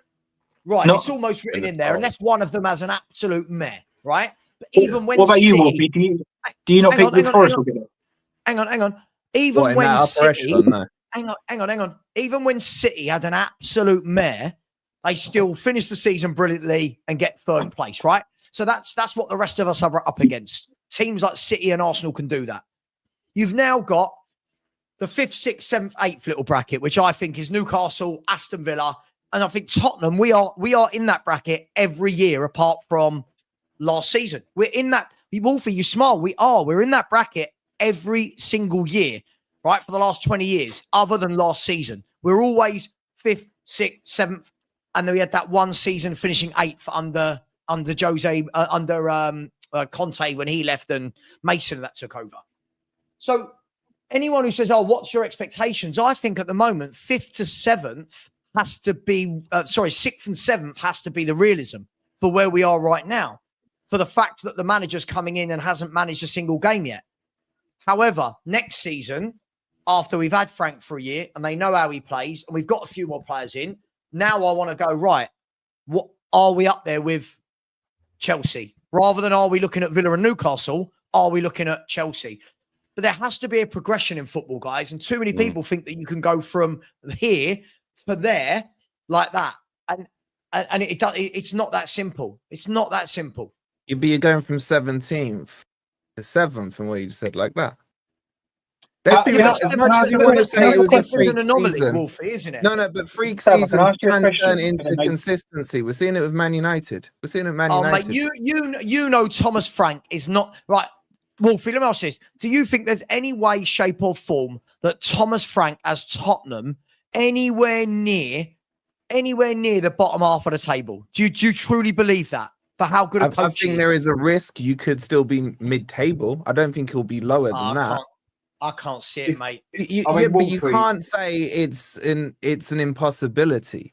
Because I didn't say there is a chance. He's right. This guy's a coach, Wolfie. You've got to remember, we were gung-ho, wide open. Everyone came. We lost, was it 11 home games? 10, 11? No. I think it was 11 or 12, wasn't it? 11 lost, 6 drawn. Sorry, 10 lost, 6 won, 3 drawn. We lost 10 games at White Hart Lane, Wolfie. That's not going to happen. Are you not prepared to concede that there is a possibility that some of those issues were that the players may not have been good enough? Plus, you have to consider listen, to be fair, you've also got to consider the adjustment period as well. We don't know how long it's going to be before everyone. So, to be fair to Wolfie, he's got a bit of a point, you know. Listen, yeah, but you would expect we'll do what you remember. Okay, Ben, you remember what Poch did? Not this year. That's just gone. The year before at Chelsea, where he took over the first 10, 11 games. It was like, oh my God, Chelsea are absolutely dreadful. They are terrible. And then after that first 10 games, they were the second best team in the country for the last 28 games. And they just went like that. That's what I think Spurs, not the second best, by the way, please. I'm just talking about, I think we'll have a difficult start. I think the first 10, 15 games, you might see a lot of inconsistencies. Yeah. And then I think as he settles down into the players knowing how he plays, I think you'll start to see us steadily. Are you confident it'll be as quick as 10 games? So, well, I think it depends, and I think this is where I've got the table up now. We lost 22 games, yeah. I would say if we lose 12 games next season, I would say that's still not the greatest. If we lose 12, I think that's still, I'd be a bit disappointed with losing 12. That puts us, obviously, I'm saying that there are wins. They're not all going to be wins, obviously, but that puts us back into the top 5. And that's only overturning 10 of the 22 that we lost. And I'm not saying, that's an easy thing to do, because of course it's not. But I would expect us to at least pick up points out of those 22 games, and at least in half of them. Yeah, but do you expect to pick up all the points you picked up as well? Because you beat Man City, for example, last year. With that, I said Ange had the easiest job a football manager ever had, winning over these fans, as all he had to do was kick the ball forward. And Agreed. I think after halfway through the season, a lot of people agreed with me. The more and more I look at it, the more and more I think in some aspect, Frank's got a hard job, but he's also got a bit of an easier job than some managers to get up that table. If he just sorts out that, man. I think that's let me finish. If he does what I kept saying Ange had to do, stop playing inverted wing backs and stop sitting on the flipping halfway line, I think that's 20, 25 points that we can easily catch back off of that and literally make a league round from 17th to 7th. I don't think that's easy to do. I don't think that's fair to take that credit. To turn around and say both of you don't invert to the halfway line, like up to the number 10, and you don't sit on the halfway line? That's plain Jane and simple. You ain't even got to be qualified to do that, mate. No, but you kind of didn't let me finish. I don't think that's fair to say whatever he does now is going to be like, well, he had the easiest job because all he had to do is stop inverting. No, I didn't say he had the easiest job. I said he's got a relatively easy job, which is a massive difference in what I'm saying. Because I still completely disagree. So you think that if we change it, if he changes it, not inverting both wing backs to a number 10 at all times, with 2 centre backs sitting on the halfway line and 1 sprinting back every 5 minutes, you think if we keep it as it should be, like overlapping and keep them back a bit and bring us back 10 yards, that wouldn't have saved us maybe 10, 15, even 20 points last season, because we conceded the same goals every bloody game because we had 2 inverted wing backs and 2 centre backs sitting on the halfway line. I think in that aspect, if he just sorts out the defence, that's 35% of the problem sorted out of Spurs. I don't think he's going to sort out the squad. 100%. Because it's all well and good. Where do you think our biggest problem was? It's all well and good. Yeah, but it's not one biggest problem. The whole thing was a car crash. Everything links into each other. There was ones that were bigger problems. No, there wasn't. Where was the major? So everything was as bad as each other. Absolutely, yeah. Absolutely, so yeah. You don't think if we'd have sorted out that defence and stopped doing what I said, we would have saved 10, 15 points at least? I don't know how many we would have saved. We would have saved points. Yes, 100%. Right. We so would have that saved was our points. biggest problem. But could you have not gained points? Why are you making it up and saying that was our biggest problem? That's your opinion. First of all, that's your opinion. That's not fact. Same goals every game. No. And we don't change it. And you said you've got to let me answer what you're saying. You've got to let me answer what you're saying. Go on, sorry. First of all, I completely agree. Not inverting the fullbacks gets us more points. I agree. Mm-hmm. But there's a lot of occasions where Udogie was on the inside, or Porro. Didn't Porro get how many assists and goals last season? So you're taking away that aspect. Solanke was kind of like so Solanke. No. This I think that. Look, let me kind of finish my point, and then but that's not true at all. That's not because I think that by moving them backwards. And taking Dominic Solanke further forward, I think playing the wingers where they should be and not playing them out wide where they're never going to touch a ball. I think there is more than one problem to say stop inverting the fullbacks and you pick up 10, 15 games of points. No, because what you said it's the biggest problem. I don't think it's the biggest problem. Right. I think every day the biggest problem when you've got several problems. I disagree. You've got several problems. I don't think there is a bigger problem. Okay, but I'll put it down. Did you watch us play? When you've got several problems, I think the biggest problem. Yeah, the whole system. Yeah, hang on, guys. One of you. You're both just, guys. You're both just. I can't hear a word either of you are saying. One of you. The whole problem was a screw up. The whole tactic was a screw up. Yeah, but when you look at those whole tactics, I'm sure we can all sit there and point out where the bigger problems were. Same as when you look at an 11 and say, right, he's not performing properly, so I'm going to change him. In the whole system you look at, it was a screw up, but there were bigger problems than there were other problems. And for me, that biggest problem was the fact that our defence should have done better if it was tactically done better. And we had 2 defenders on the halfway line and 2 inverted wing backs, kept getting cooked down every wing, every game, or over the middle, or getting players injured because they had to run back from the halfway line, conceding the same goals every game For me, that is the biggest problem there, in my opinion. And if you sort that problem out, you've already sorted a major part of that tactical But Dan, problem would you then concede? focus on That's the not rest your of the opinion, Dan. problem.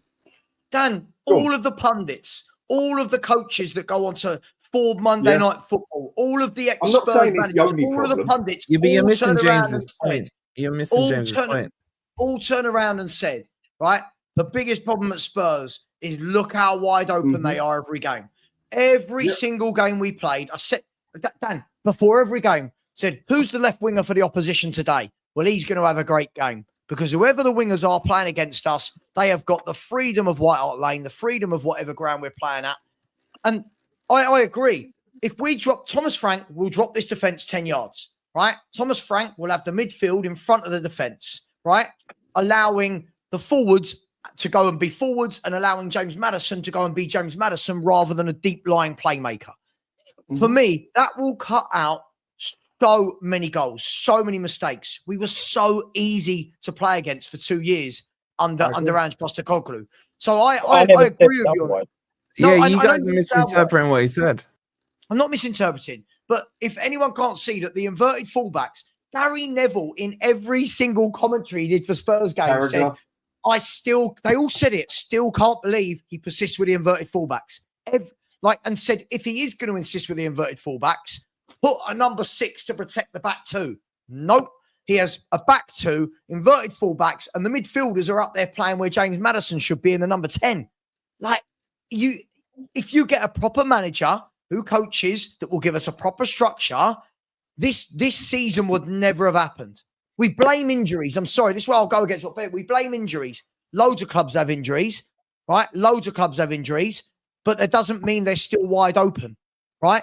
Just because you've got injured players doesn't mean you have to be wide open and exposed every single game of football. Bournemouth, at one stage, right, had 11 players injured, right? But the difference is the players Bournemouth brought in, they may not have been as good as the first team players, but they slotted into a well-oiled machine where they weren't wide open, there weren't gaps everywhere, and they just came in, did the best job. We have players out injured, so we go, I'll tell you what, Archie Gray, you go at centre-back. I'll tell you what, fullbacks don't help him. You keep inverting. Yeah, but you know he's gone. Gray. Yeah, he's gone. Hang on. Yeah, but this is the point as to why what Dan's saying that's going to change this season. This season, our fullbacks will help our centre halves. This season, our two midfielders will help the back four in terms of defending. Last year, we looked like I'm ranting. Last year, we looked like a team, guys, on the playground. You know when all the kids just chase the ball because they've got no tact. We looked dreadful. Liverpool were 3-1 up at half-time at our ground. Should have been 7 or 8. You're thinking second half, come out, right, put 10 men behind the ball, do something, put a midfield free, stop inverting the fullbacks.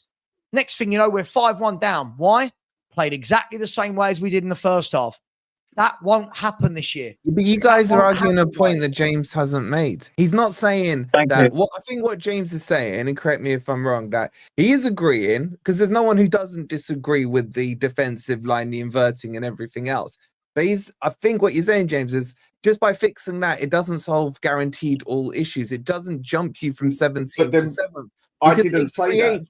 Because fixing that creates these other problems. Do you then become, your goals, do they start to drop down because you become more defensive?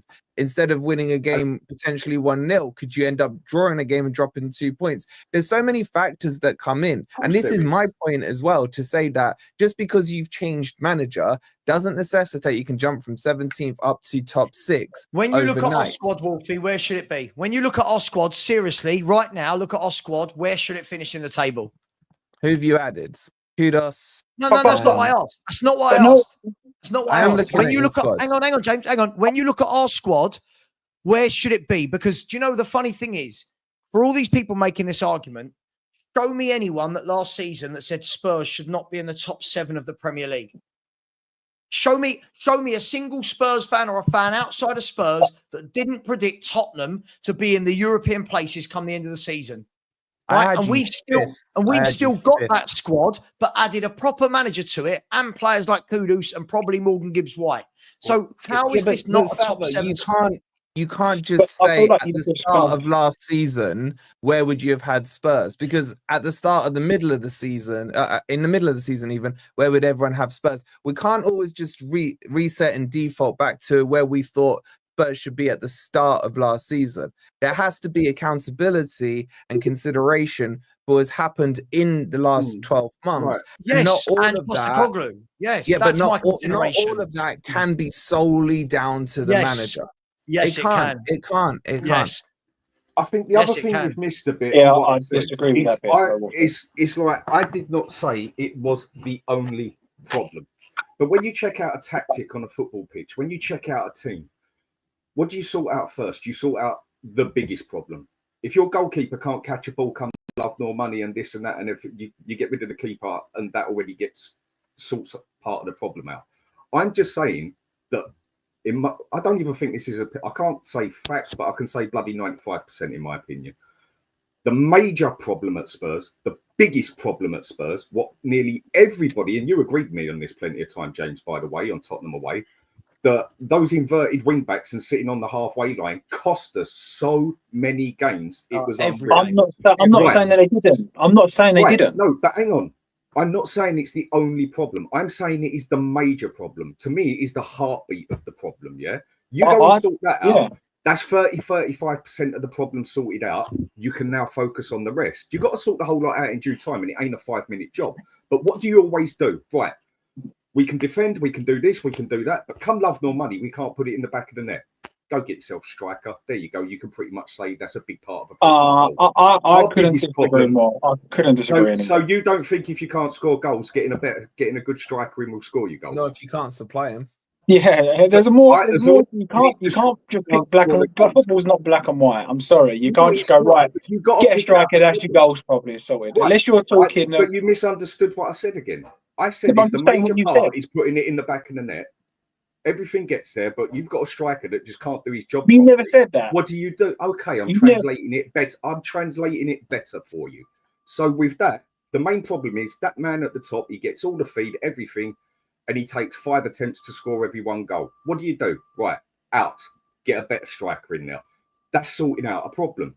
The problem at Spurs, one of the biggest problems where you agreed with me, Savva agreed with me, Stell agreed, has agreed, bloody Mike agreed, literally everyone agreed. The biggest, Brian agreed, everyone agreed. The biggest problem at Spurs was 2 bloody inverted wing backs sitting as a 10 and 2 centre backs sitting in the midfield. So what do? First thing you do, you 2 stop inverting, come back. You 2 play deeper. Then if you want to go better with that, depending on your formation, you go put a 6 there. You cover that defence up. That is a major problem at Spurs sorted out. I'm not saying it's the only problem. But for me, that is the biggest problem. I'm not disagreeing with the fullbacks being inverted, by the way. I think that is just an absolute. And I'm not saying it's the only problem.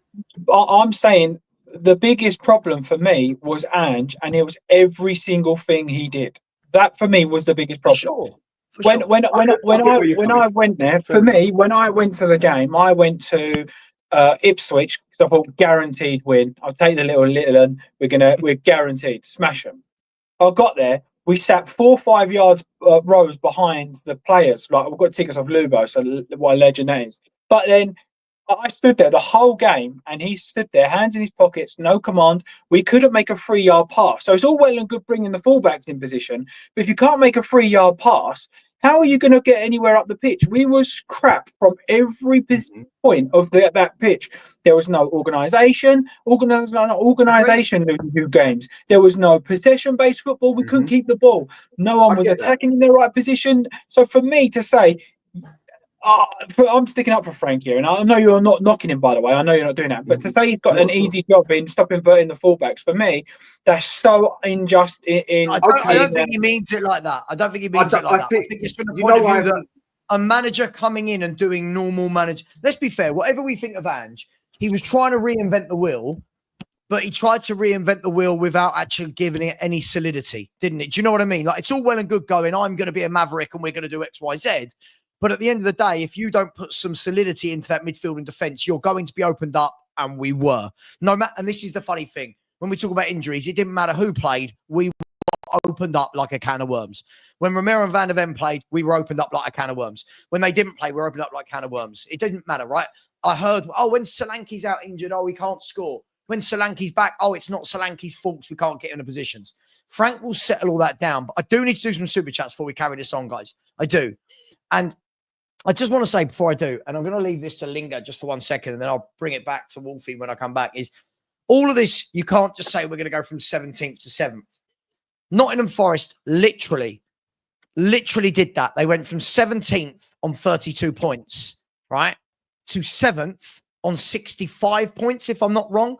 And you went up the table by 33 points. If Nottingham Forest can do it, Tottenham Hotspur can absolutely do it, because your true reflection the year before was 17th. Our true reflection this year isn't. I'm just going to do the super chats and then I'll let Wolfie. No, I'll let Wolfie just stew on it. Have a go at me in a minute, right? Again, big up. Thank you for this comment. Hopefully we talked a little bit about this for you, SOF. A big up to Blake. Blake was come in and said, when did Forest last win a trophy? Don't. He's going to point at his stars. Go on, Wolfie. Point at the stars. We can all see them. There they are. A trophy.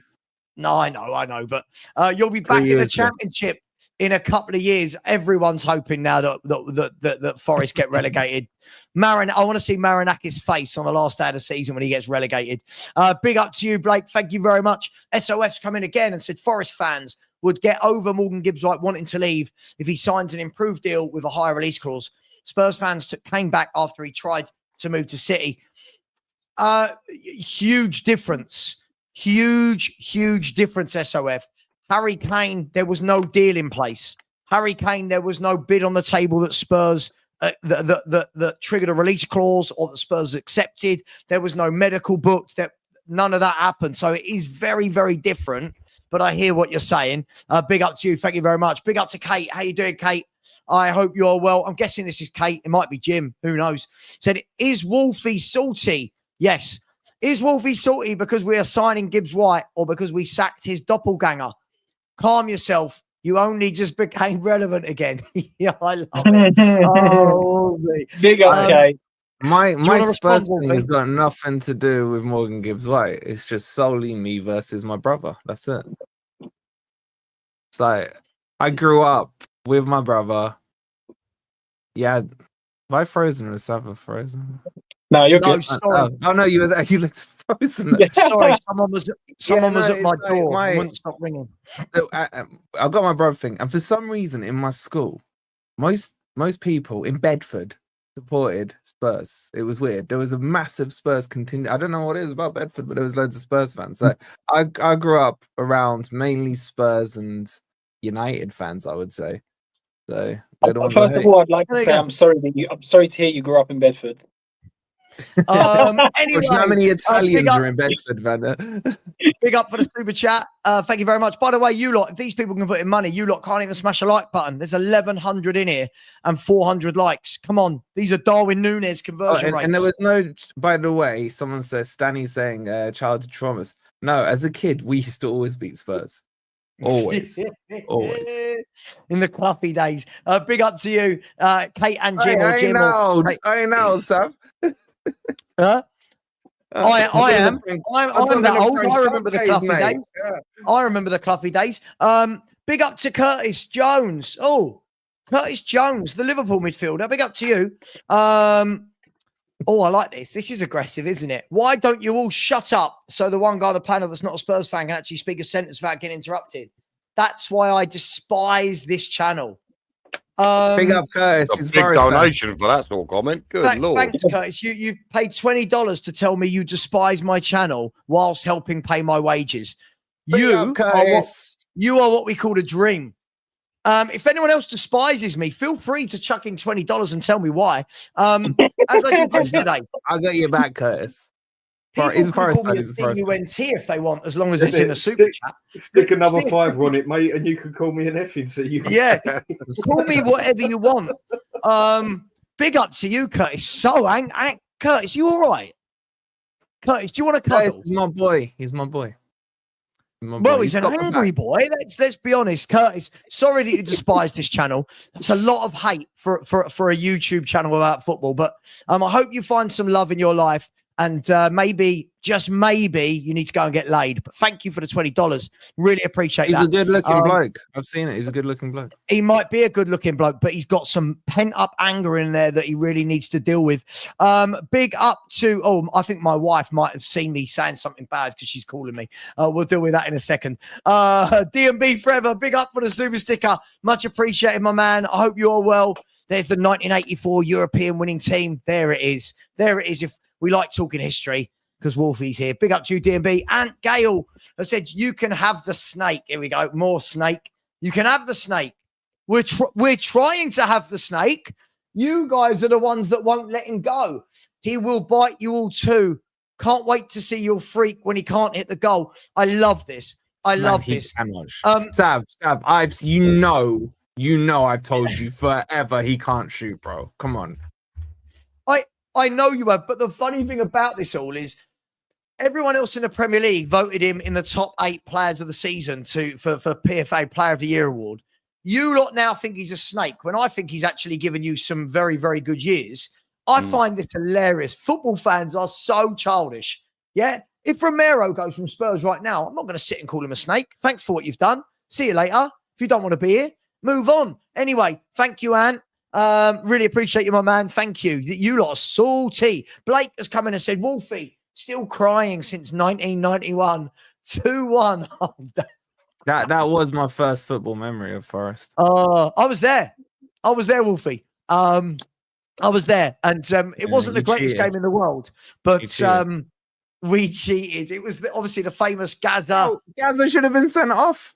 To be fair, I'll tell you what, if that was 2025, Gaza's getting sent off twice for that. Exactly.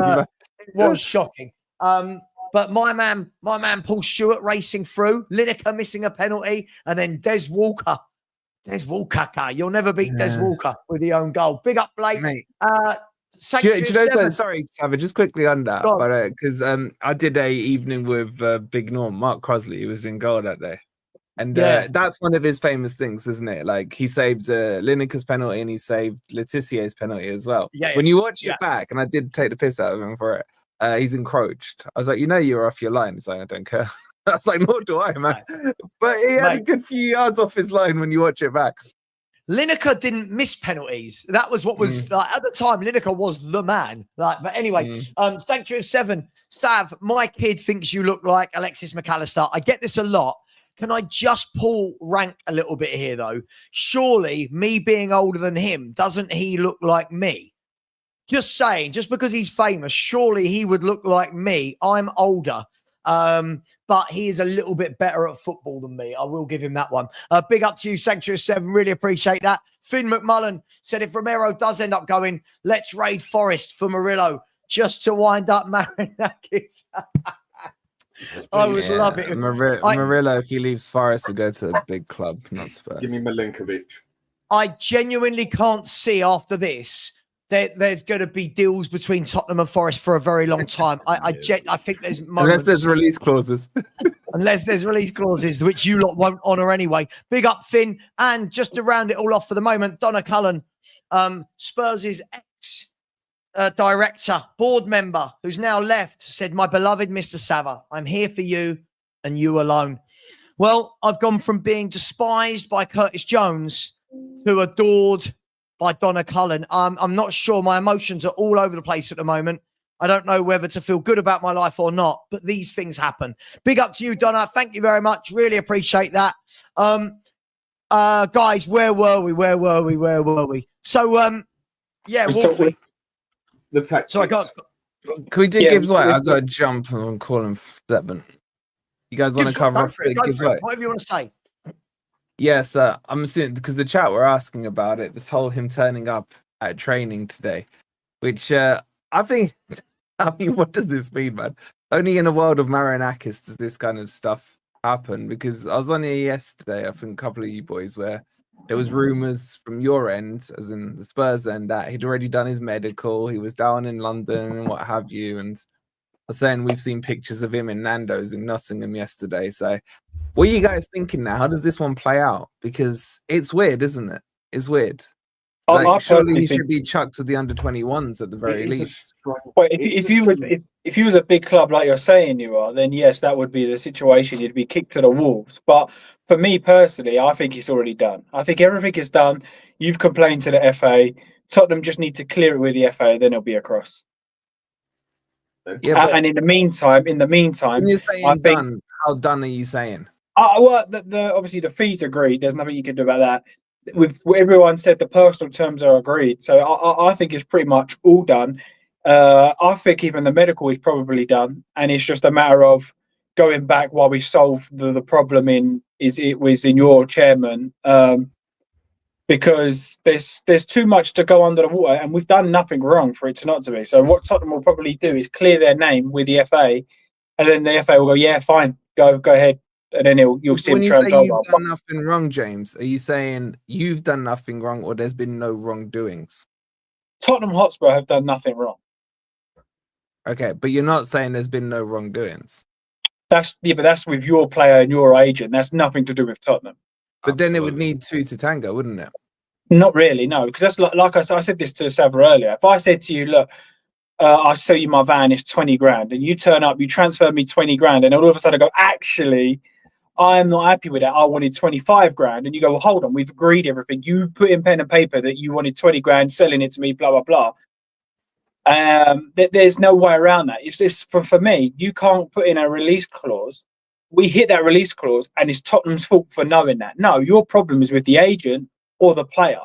If I'm Tottenham Hotspur, I'm not going to be told, right, say, for example, Dan said, look, there's a release clause for 60 million here. I'm not going to go, I'll tell you what, I bid 70 million. Why would you do that? You go, okay, No, fair, I want him. Your analogy there. 60 million, I'll buy it. Your analogy there with your van being sold would make sense if Forest were the ones who came to you and said, here's my van for 60 mil.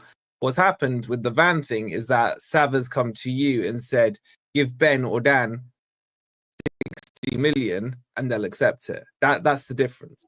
It isn't direct. Either way, if I've got in a contract, you give me 20 grand, you can have my van. I can't now sue you, say, hold on, you've given me 20 grand for my van. No, you're conflating it. You're conflating. No, it. I'm not. It's exactly the same. You are. Let's take it away then. Let's say, look, you've advertised that there is a break in the contract that you put in there for 60 million. You've done that, so that means 60 million. You can have him. We cannot say nothing. Done deal. You wrote that in your own contract. The agents have said, the Spurs have gone to the agent and said, look, is there, like, what's the crack? Or they might have gone to Spurs and said, look, Morgan Gibbs-White wants to go to you, he wants to leave Forest, there's a release clause of 60 million. And then now Tottenham have gone, yeah, we're actually interested, we'll take that up. I'll bid 60 million. Well, you've hit the release clause. Okay, so how's that Tottenham's fault? Wolfie, in your mind, what have Tottenham done? In your mind, what wrongdoing have Tottenham done? I agree. I think the leak comes from either Gibbs-White or his agent. Yeah. But that conversation would have Shouldn't he be banned from training? If you think it's come from him, should he be at training with him or his agent? It would have been his agent, surely. Yeah. I don't think so. My point here, I mean, we discussed it yesterday, but the fact that the terms of the release clause is what's exactly been met, and that's not just talking about 60,432 and a penny, whatever it might be, but the payment structure of the release clause and everything. Yeah. That's where I think if that is the case, again, we're speculating, then I think Levy's been pretty stupid to have done it like to the exact. He has. But if somebody says to you, right, you can buy this house, it's 50 grand, but then you're going to have to pay the last 100 grand over 3 years. Okay, yeah, I can do that. I'll do that. Yeah, no, you're pretty stupid. No, yeah, you are. I'll the price. Like me, I'm buying it for that price. Yeah, but your problem is the people that have actually done your club wrong, if they have, are the agent and the player. And yet, because you can't deal with the fact that it's internal for you. No, actually, I'm not even going to say it's the agent or the player's fault. It's the club's fault for putting it in the contract in the first place. So because your club have put that in the contract, and we've said, you know what, fair play, we'll match that. Yes, what you've asked for, I'll give you what you asked for. No, actually, Daniel Levy's stupid. No, he's not. You put in the contract of what you want. We're giving you what you want. You're three different things. One, I agree with you. They should have renegotiated the contract after a year or two if that 60 mil was in there for a start. One thing. So I'm not in disagreement with you. But if we're basing this on the quote unquote facts that we know that this 60 million release clause was a confidential one under agreements. Now, you can roll your eyes or whatever, but whatever both parties agree to have in a contract is what they can agree to it. They could agree that the sun is blue for all they care. If You're they not both answering sign the up on it, question, though. they You're sign doing a off. lot of dancing around the I'm not question. dancing. You're I'm not very good dancing. at dancing My around. So point- what did no, Tottenham do wrong? My point is, we don't know what Tottenham did wrong So, until so this how are you goes blaming through. Tottenham and saying, how is everyone saying I this against haven't Daniel blamed Levy Tottenham? Tottenham. I haven't blamed Tottenham. All I've said so far is that this would have started with either the agent or Gibbs-White. That's the thing. Now, if they've come to Tottenham, and if they've come on your merit, what you've said, and said, by the way, the release clause is 60 mil, and they haven't mentioned it's confidential or whatever, then Tottenham have done no wrong. If they've gone to Tottenham and said the release clause is 60 mil, the payment method is X up front with Y in the second year, but this is a confidential agreement, and Tottenham have ignored that and haven't killed the conversation there, then Tottenham have done wrong because then they've made the approach.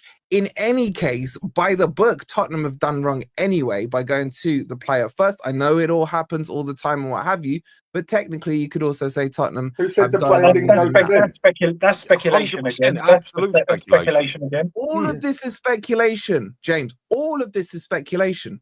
No, but all Unless we've you're seen, going to tell me who spoke to who, all of this is speculation. All we've seen is Tottenham have activated the release clause and agreed whatever it was in that thing. How do we know that he didn't go to Forest and say, "So, there's a release clause. We'll give you blah blah blah what it is," and they've gone, okay, and then it's gone through, and then the owners found out, and then there's problems within your circle, not ours, to sort of even bring Tottenham But into that's it. speculation, what you're saying there.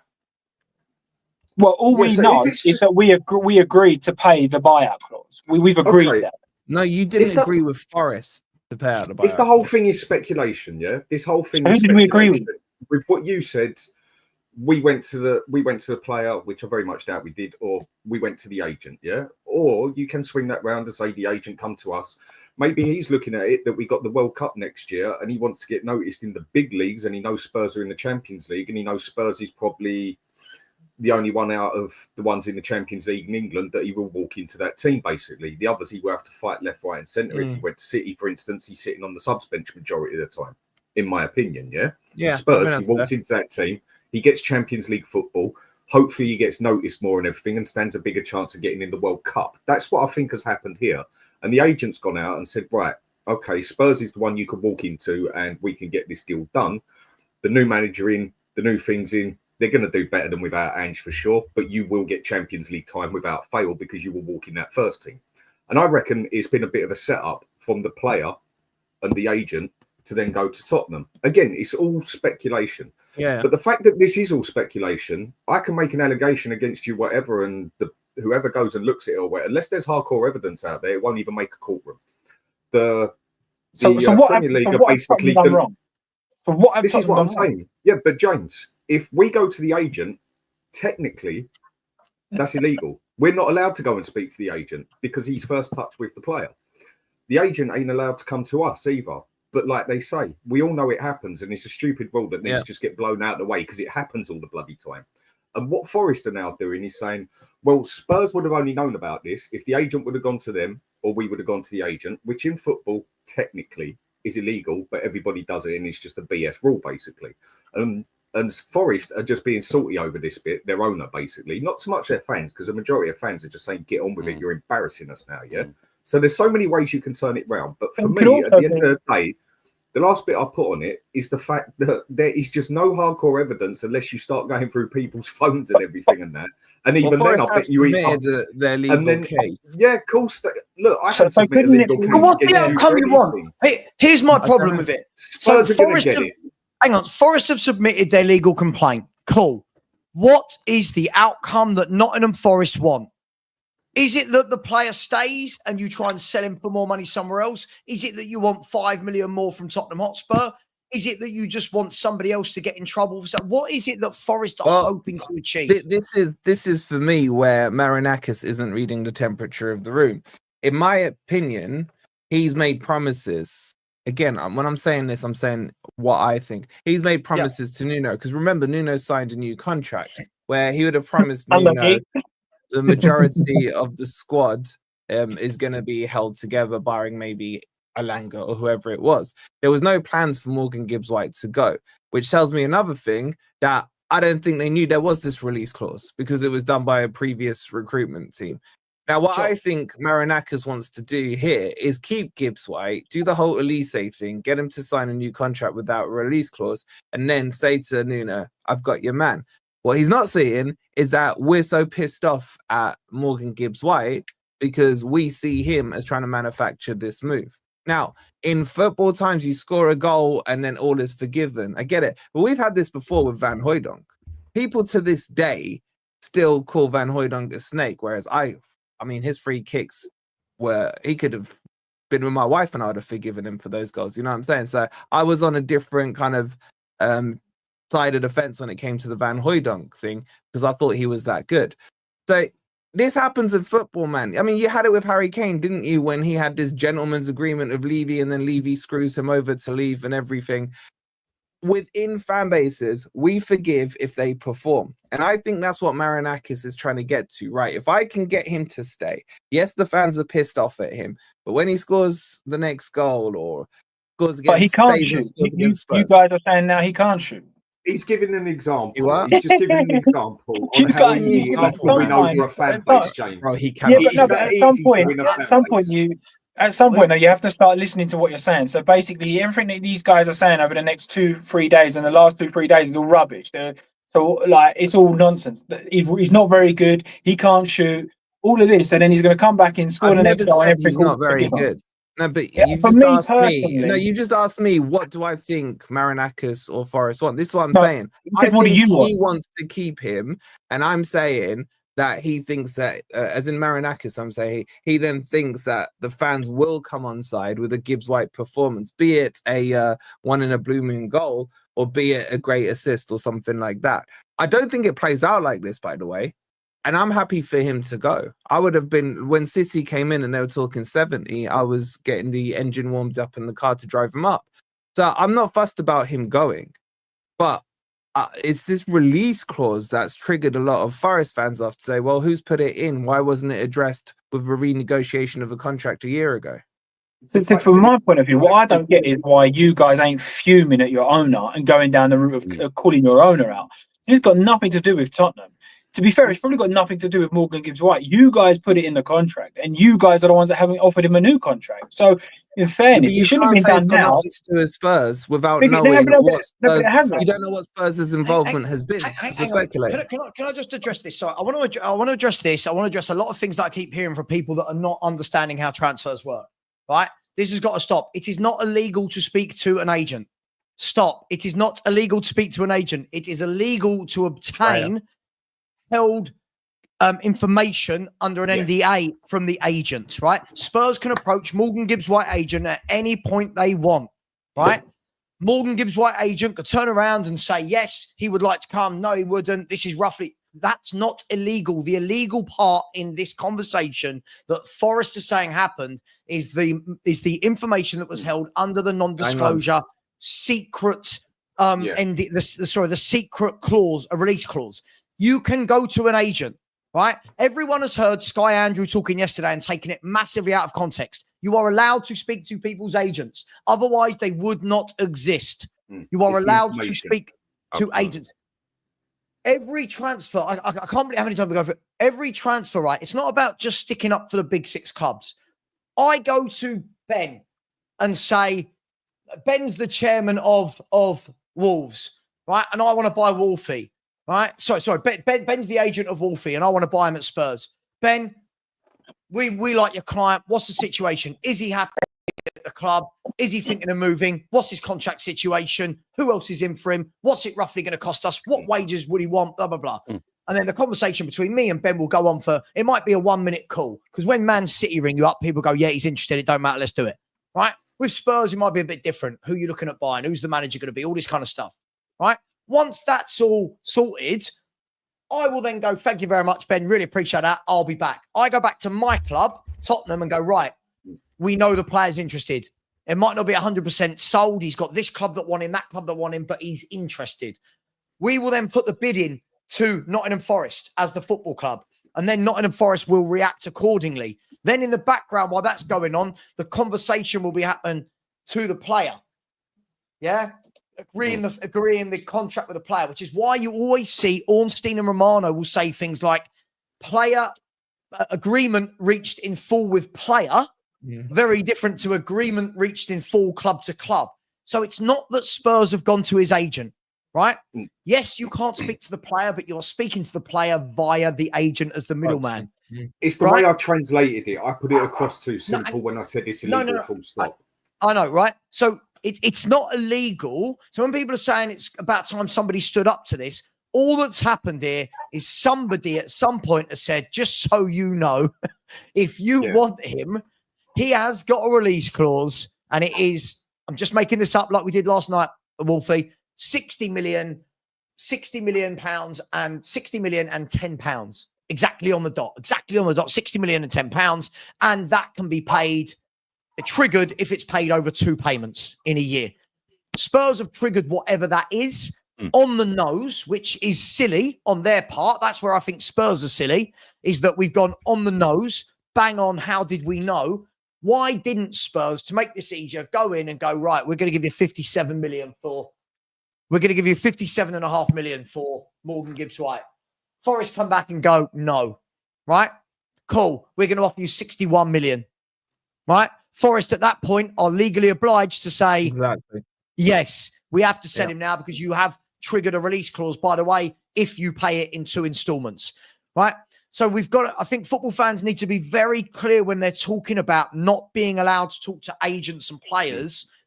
Tapping up is not what people are saying it is. Tapping up is if I take Morgan Gibbs-White for dinner to seduce him into coming to Tottenham Hotspur if I'm Daniel Levy. And I promise him a Rolls Royce, and I promise him 15 houses, and I don't know. Sorry, I've seen so many comments in the chat where I'm seeing where people don't quite understand the issue with transfers. Sorry. But a lot of that was my fault. It was the way I said it. I said it's illegal to go to the agent, full stop. My bad. Because of what Sky Andrew said, right?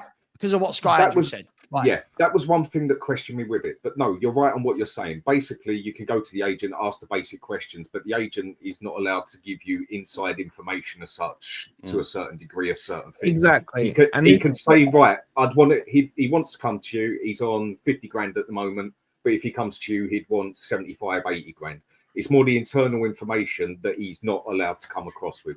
It was my fault. I translated it. Because as I always say, clubs are never going to, no club is going to approach another club for the player first, not knowing that the player's interested. It's a colossal waste of. Actually, my dumb club does that.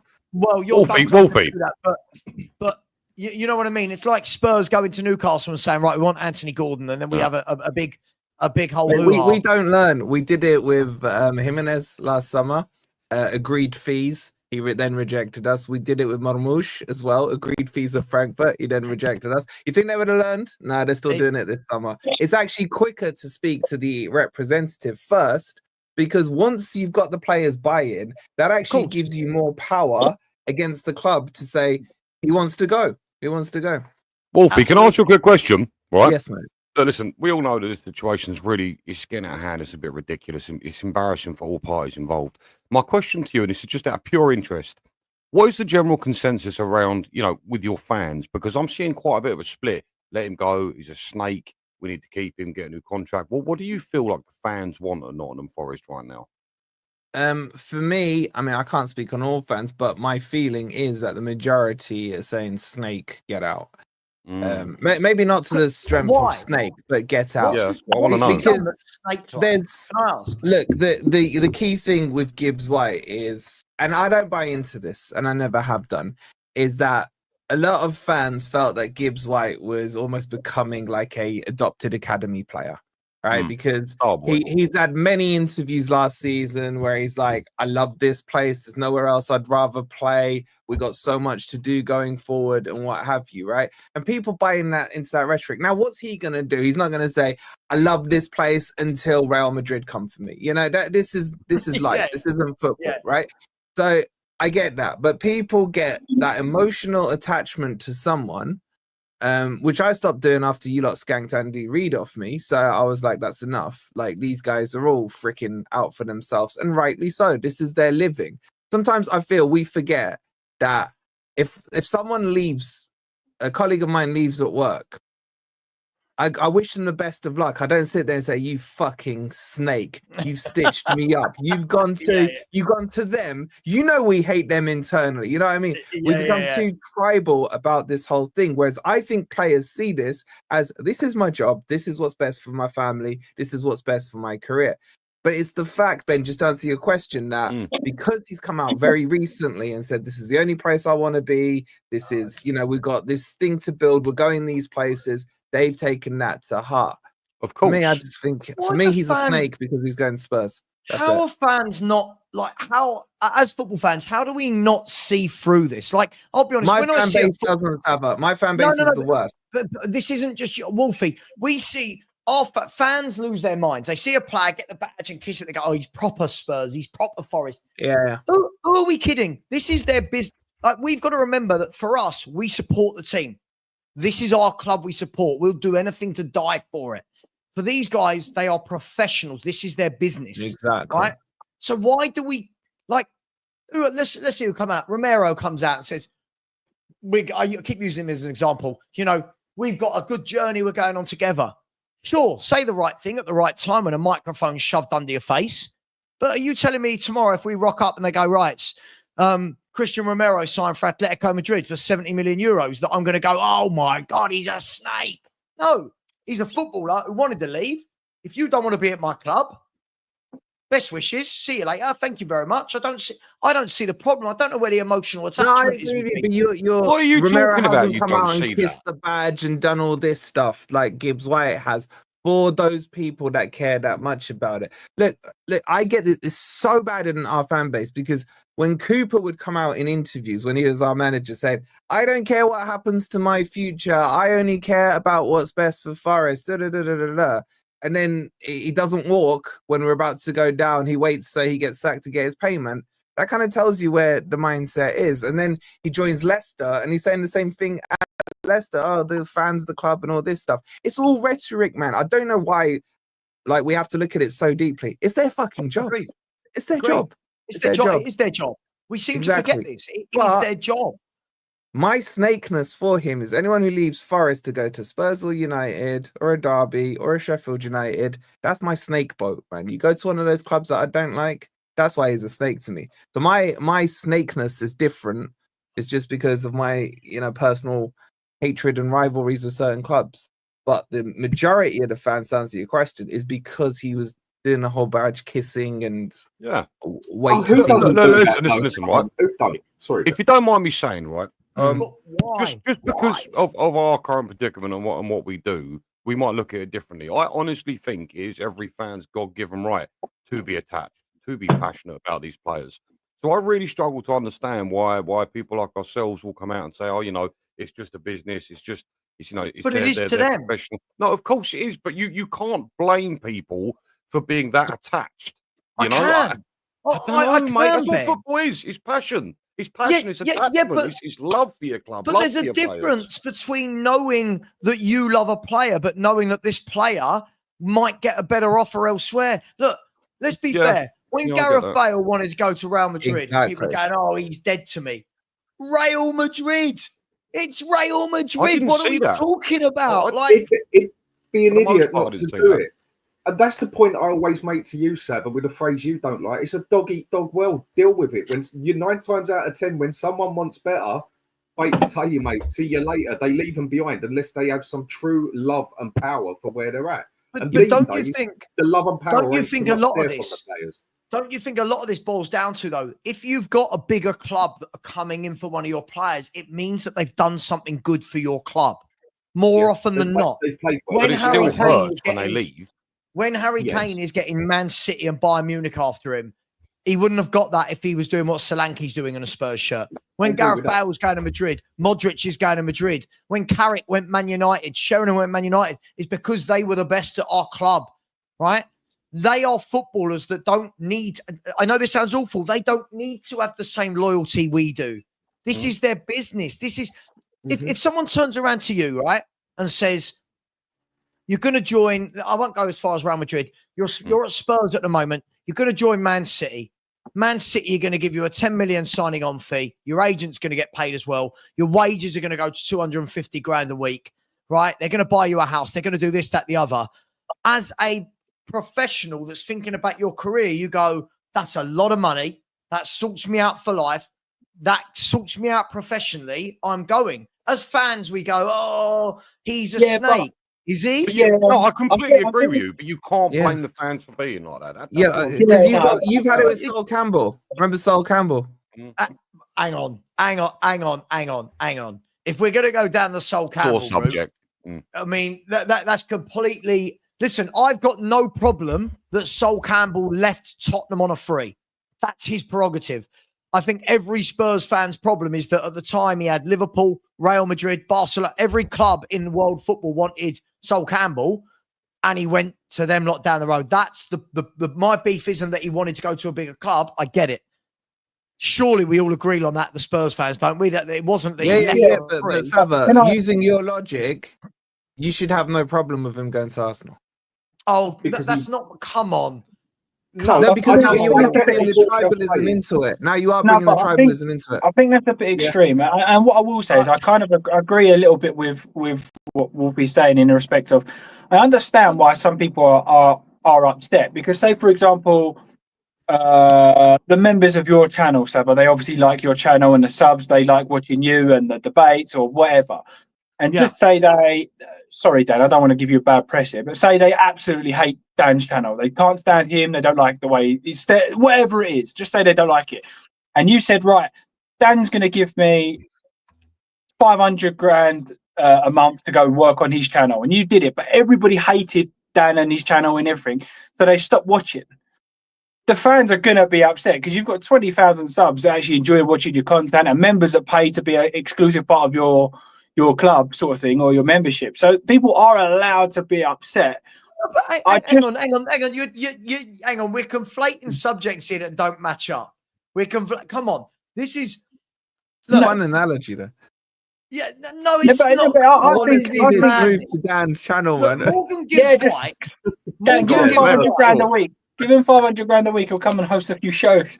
But for me, in today's day, I think we're a bit older, so we're a bit longer in the... do more than that. I think we're a bit older, a bit longer. So I think today's generation are very, very tribalistic. Very, oh no, this is my be all and end all, and that's where I think that they're getting carried away with the Morgan Gibbs-White rather than actually what he did do. Let's not kid it. He's been absolutely unreal for them. So rather than look at what he did do, it's always the negative side. It's always the bad side. Well, I paid money for my season ticket and now he's shitting on me. Rather than looking at well, thanks for everything you have done, it's always the negativity side. Yeah, but James, you are right in what you say. With Sol Campbell, for instance, that's one that always gets brought up in that. I get both sides of this because, what Sol Campbell done hurt. No two ways about it, and especially on the tribal side. But then when I look at it from the way I look at life and logic, I have to say, dog eat dog world. That's my point. What he went to was a superior club because Spurs were holding him back, basically. Yeah. And he wasn't going to succeed with Spurs like Arsenal. It bloody hurt that he went Arsenal. That's like your wife going out and getting with your brother, basically. She could have at least picked your cousin, for God's sake. And with that, it just hurt hard.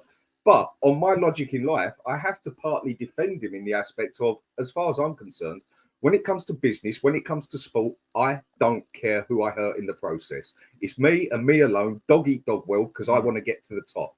Some people want to look at things in more of a sentimental side and emotional side. Yeah, there's nothing wrong with having morals in life. But if you want to get to the top and you want to be at the best, it's dog eat dog and the rest can wait behind you as far as I'm concerned. Yeah. So I totally understand what he done. It just bloody hurt.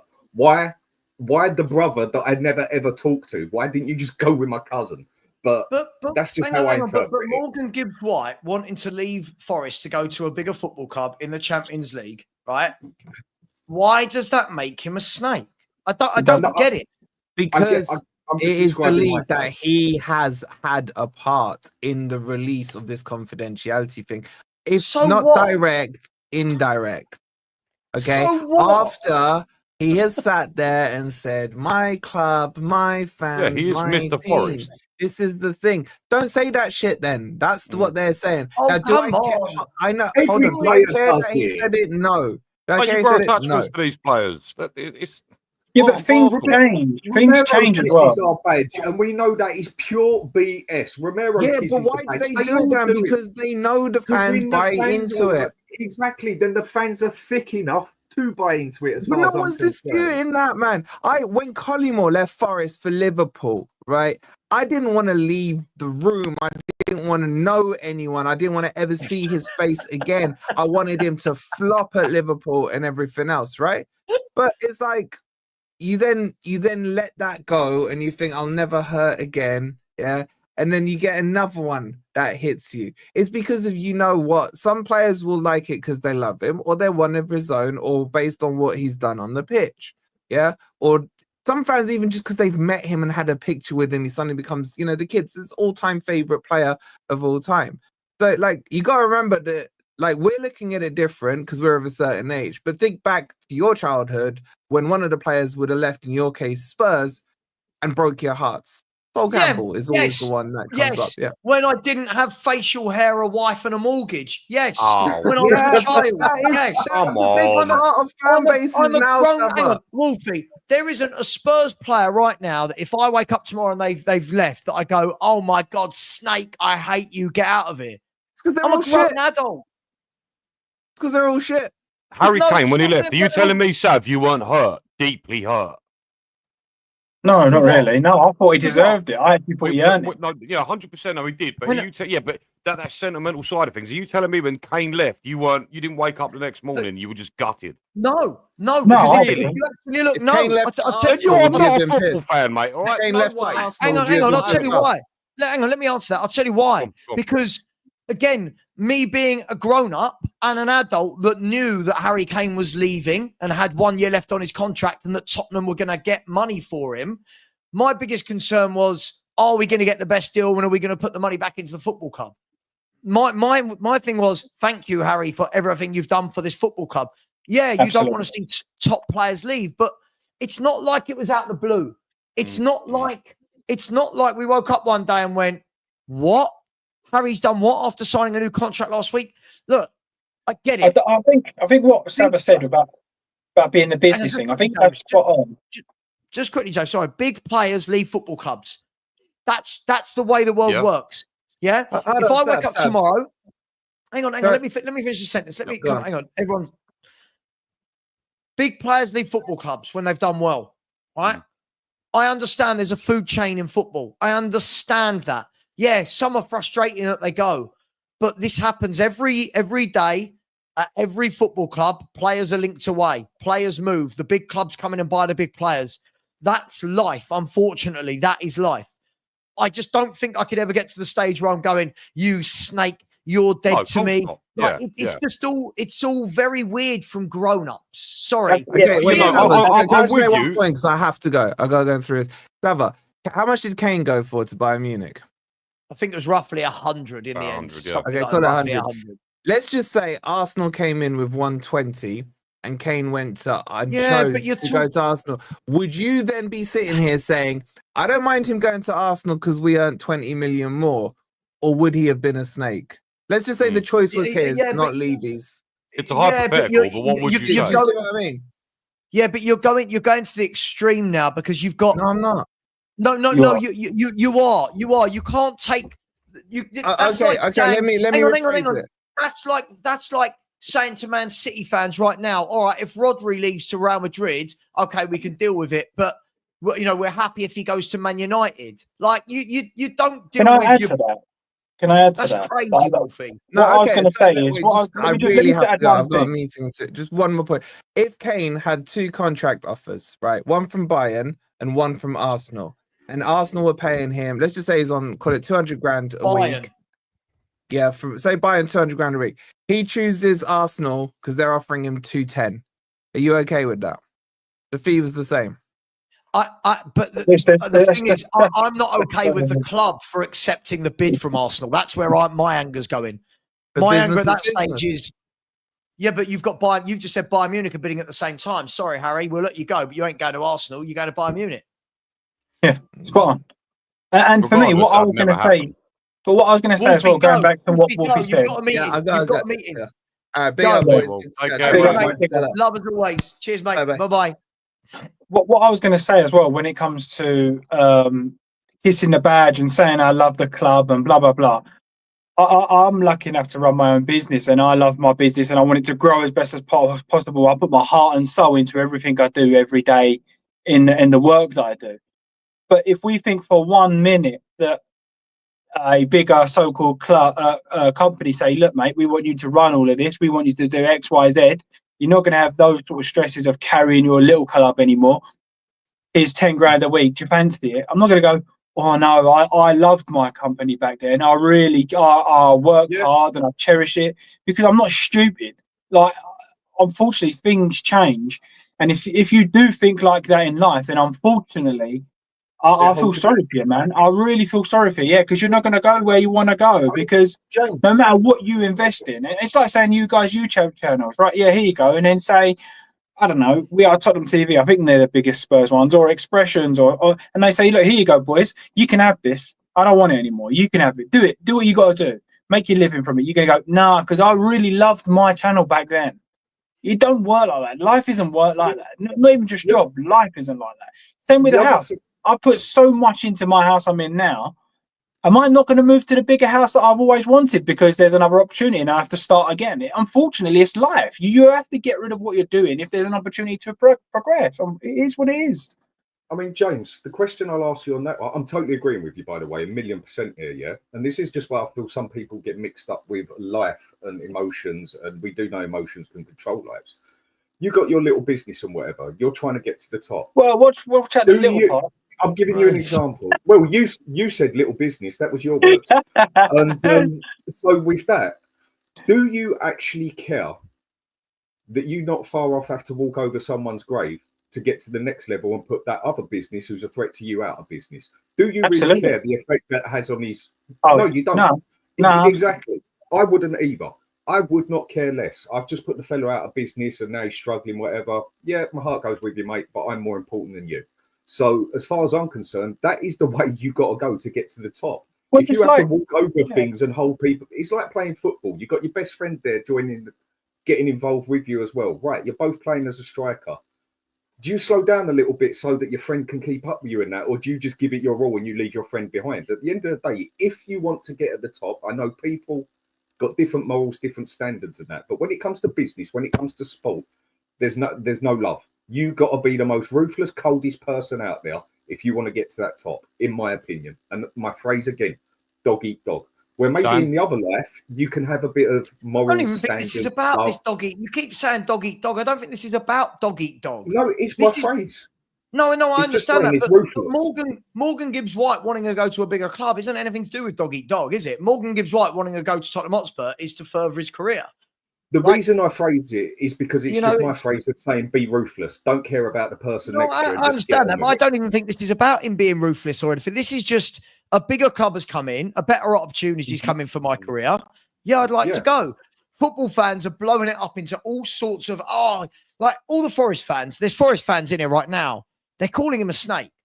If he's a snake that can't score goals, he's a snake that can't score goals and shoot, apparently. All he does is try tricks and flicks that don't come off. Why are you all so pissed about it then? If somebody comes in right now for Richarlison, I don't care how they get him. I'm not pissed because I don't want him. But stop pretending he's terrible when he's not. Like, he's our 5th best player. Oh, come on. He just got nominated for Player of the Year. Like it's madness what we do. Yeah, but it's also that one. We do that with Sol Campbell when we sit down and pick our best Spurs team ever. And I think a majority of people, everyone's not got the idea, but a majority of people know that Sol Campbell is one of the best defenders we have ever had at this club. But they will not put him in there for the sole point of sentimental and emotion that he done a dirty on us, basically. Whereas if you just want to be honest in football, he is one of the best defenders we have ever had. I could possibly name you. He was up there with Ledley King all day long, on the same level as far as I'm concerned. But the love is with Ledley, so he will get picked over that one. and people will not pick him in that team because he done the dirty on us, instead of just being honest in life and saying he was a world-class defender. And people don't even like it when I say that. Yeah, I do agree. People I are do too think emotional and sentimental, but I get I why. do think, yeah, I do think there's sort of like terms and conditions in that side of thing. And I think the biggest thing, the reason that people call Sol Campbell a snake is because he come out like 2-3 days before saying, "I love this club. I'm staying." I'm staying, like laughing. And I think then when you go to your biggest rival after kind of day by day, I think that's a definition of a snake to me. Yes, I'm staying. I love this club. 3 days later, I signed for the biggest rivals there is. That for me is a snake. And he was good. There wasn't a Spurs player that didn't, or from my recollection, there's not a Spurs fan that says he wasn't good. He was fantastic. So I think that what we did, I think that is a snake. What they're doing is to try and make it sound a bit better, a bit more sympathy. They're going, he's not that good. But really deep down, they're a bit hurt. You know, like it's like losing that 10 out of 10 girlfriend. And then she's gone with a 4 out of 10. And you're like, she wasn't that nice anyway. You know what I mean? Like, she's not that. That's exactly what Dan just made a great point there. That is why when everyone is asked for their Premier League 11 all time, Premier League, by the way, right? I have no hesitations in sticking Sol Campbell in at centre half because he was a fucking brilliant centre half. But it's the emotions that make people go, "What? That snake? Come on, we're adults." He left this football club about 25 years ago.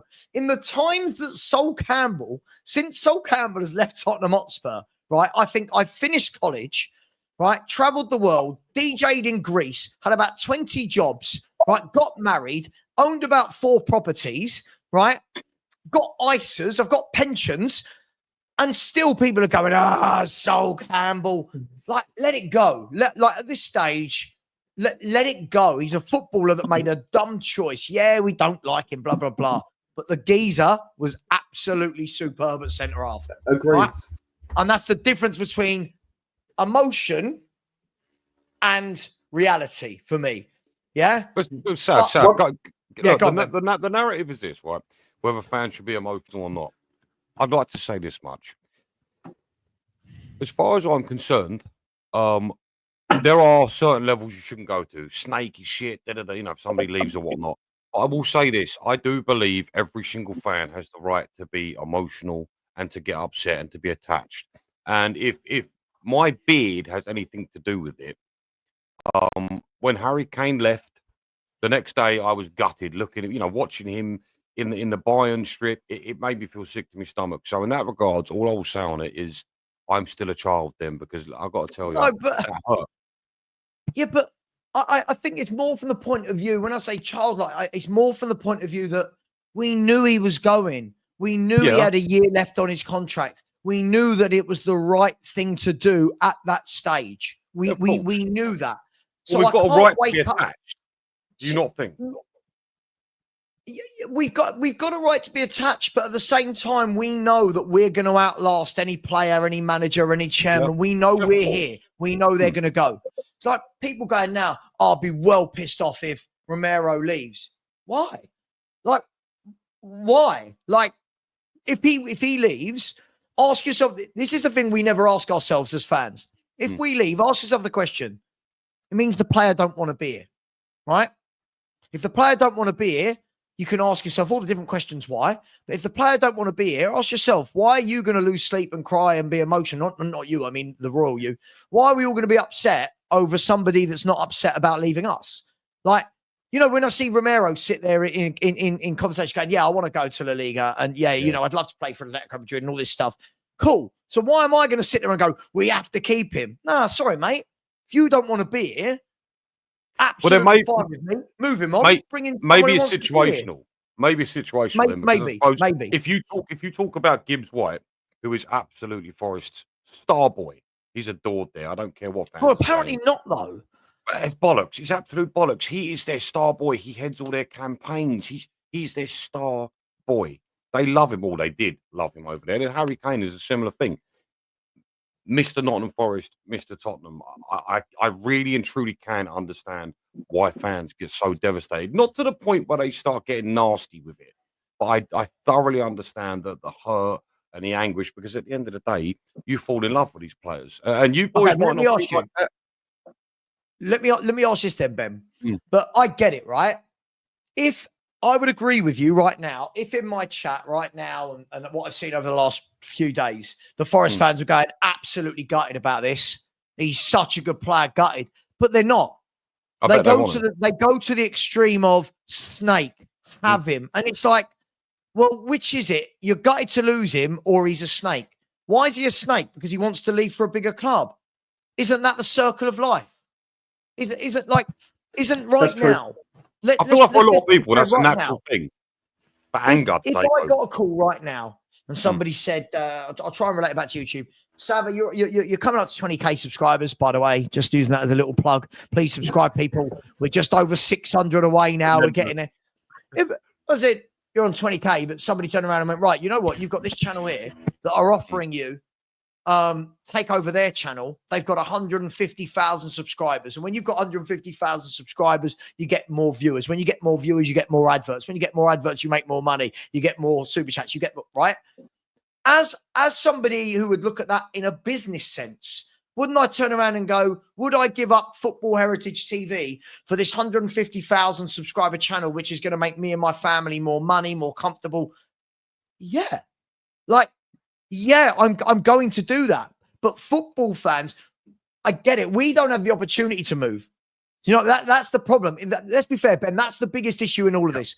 We don't have the opportunity to do what Harry Kane's done. We can't go, we've had enough. We're going to City. We're going to City for the season. We're all on loan at Man City or Real Madrid. We have to sit through the shit. But these footballers don't have to sit through the shit.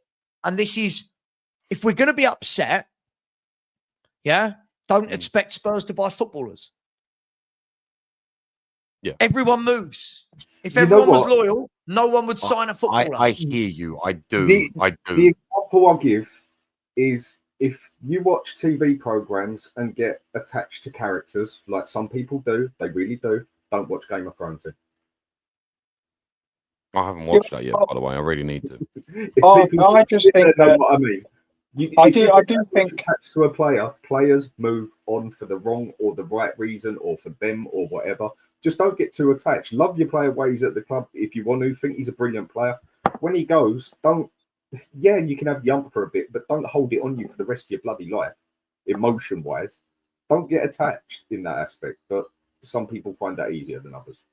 But I just think that there's sort of two different arguments and stuff here. Because, yeah, of course, don't get attached to players because they come and go. And the Harry Kane thing, like, I was actually quite happy for him, to be honest, because the whole year, the whole time, you've been smashed. You don't win trophies. You don't do this. You're that. You're crap. You're not as good as you should be.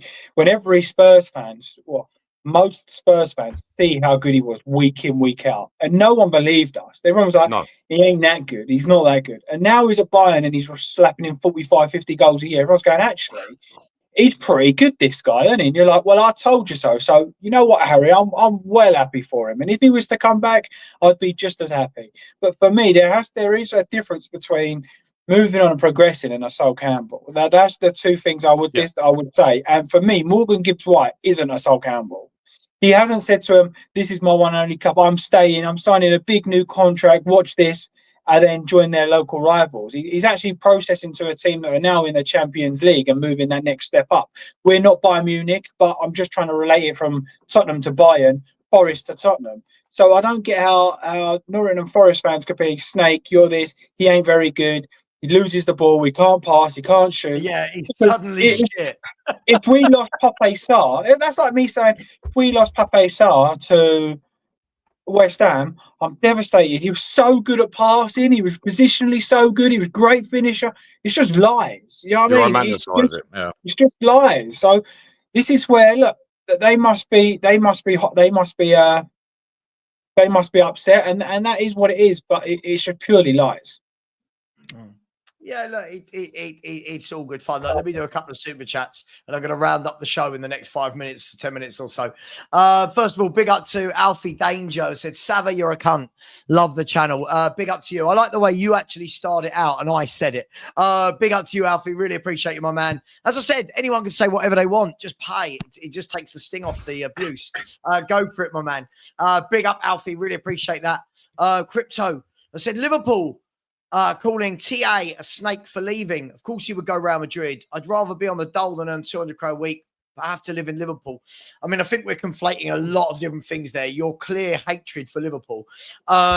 You wouldn't rather be on the dole than be earning 200 a week and living in Liverpool. Let's be brutally honest. I'd live anywhere on 200 a week.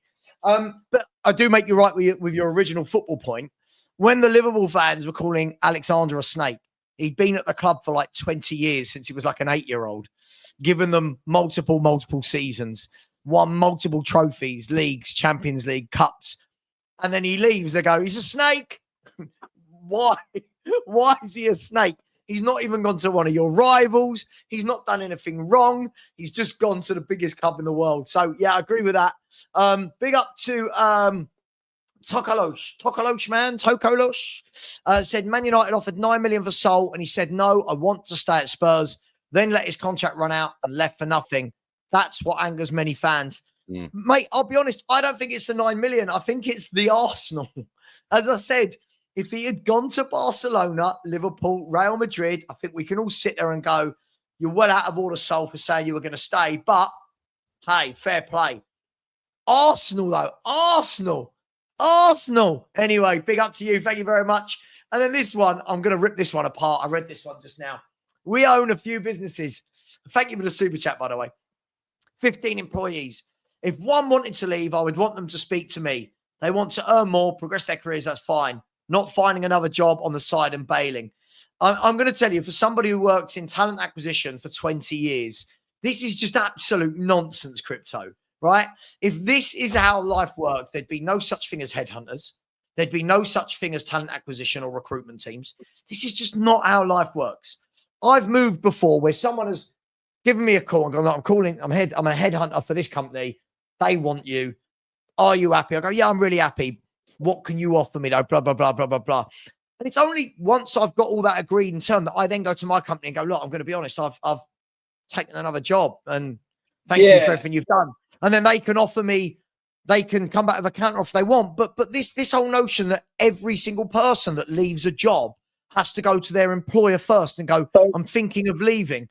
And let me tell you why this doesn't work. And this is not opinion, this is fact. Let me tell you why. So imagine Ben works for me and he comes to me and goes, I'm looking for another job. Right? Okay, well, you're not happy yet. No, I'm looking for another job. As soon as I've got that, I'm going. Right? I am immediately replacing him.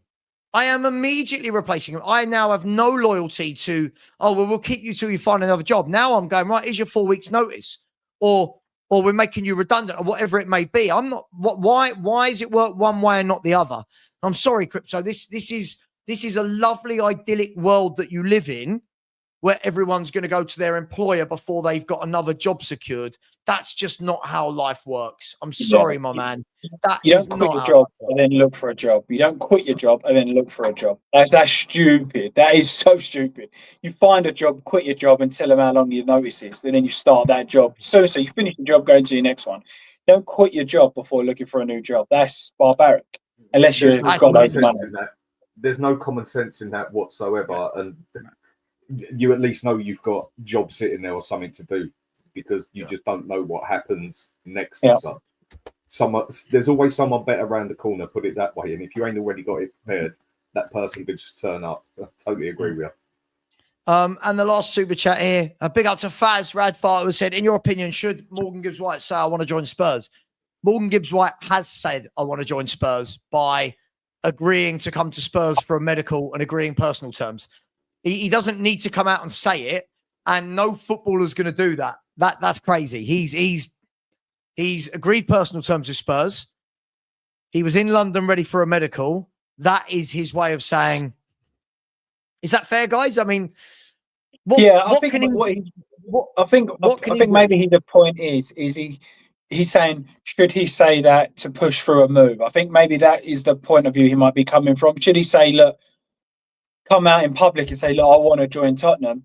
Then it kind of makes Forest have to get rid of him a little bit because they can't really keep him after he's come out and said, he's agreed personal terms, James. I know. But London for a medical. What more, I agree. What more says I don't want to be at Forest, I want to go to Spurs than that?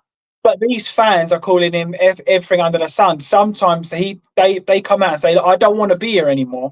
I actually want Tottenham Hotspur." And he comes out and says that. I think it forces the arm of the owner to say, "Look, all these fans don't want him. There's no going back now. He has to go." And then I think it may fall through the forget the FA thing. Like, he ain't here. He wants to go. Yeah, James. James, get over it, mate. Look, box office has told you. Get over it. This guy's a Get clown. over it. When you say he's saying he was going to backhand when he had a bad spell, he had a bad spell and you still wanted him out. Get over it. Guys, has anyone got anything else they would like to say before? Oh, by the way, big up to Lucy, who said, "What's going on with goalkeeping options?" Well, that's a random one to chuck in there. Thank you very much, Lucy. Not seen you in here before, but welcome to the channel. And what's going on with goalkeeping options? I don't think there's any story. I mean, Vicario's the number one. Kinski's the number two, and Austin is the number three. I guess, guys, I'll ask you lot. I guess that only changes should Vicario leave the club or Austin, right? Or Keeley overtakes, Brandon Austin. Oh yeah, sure. Yeah. He's really highly rated, apparently. But I think nothing, mate. Keep Vicario. I mean, you know how I feel. I think Vicario's an unreal shot stopper. I think he's a proper old school goalkeeper. Yeah. And I think with Frank working with the defence in front of him, I think you're going to see a completely different player this season. Hope so. Haven't we brought in a new goalkeeper? I don't think unreal is the word I would use for him. I think he's yeah. I said shot stopper. What, shot stopper? No, I know. I think he flaps a hell of a lot. I'm not sold. But I don't think it's the biggest issue at our club.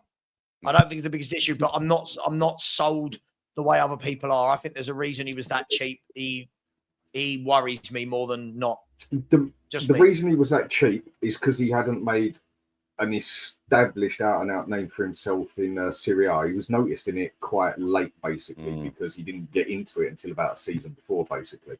Inter Milan would just literally had him on the palm of their hand, but they'd sell, Anana. They'd sell Anana first. Yeah, he was excellent at Inter Milan. That's just the weird thing. He was excellent. They had to sell him before, and Spurs literally just walked in and said thank you and took him. As a shot stopper, I do think he is an excellent player. As a shot stopper, his reflexes are quality, his reach is very good, and his shot stopping is basically maybe third to two other keepers in the Premier League, in my opinion. And he commands his box very well. No, he doesn't. He does. You don't think he does? No, I Ben. do. He commands the pitch, but he don't command his box. When it gets into his box, he shuts up. He hardly says a word. He can't command his box. He's very flappy in the air. He panics. Maybe that's because of the defence and lack of the way the systems were in that. As an all-round goalkeeper, I think there's significantly better goalkeepers out there. As a shot stopper, out-and-out shot stopper, Premier League, I think I'll name two that I think are actually better than him. But as a complete keeper, there's a lot to be desired there as such. I mean, that's and I've seen lack of improvement of him. But then I think a lot of us can turn around and say these two things. Has he come across as such a shot stopper with the most saves and everything else because he gets over 20 shots a game put in? Right. Is he doing that bad at times, which he has saved us games because he's getting shots at him 24?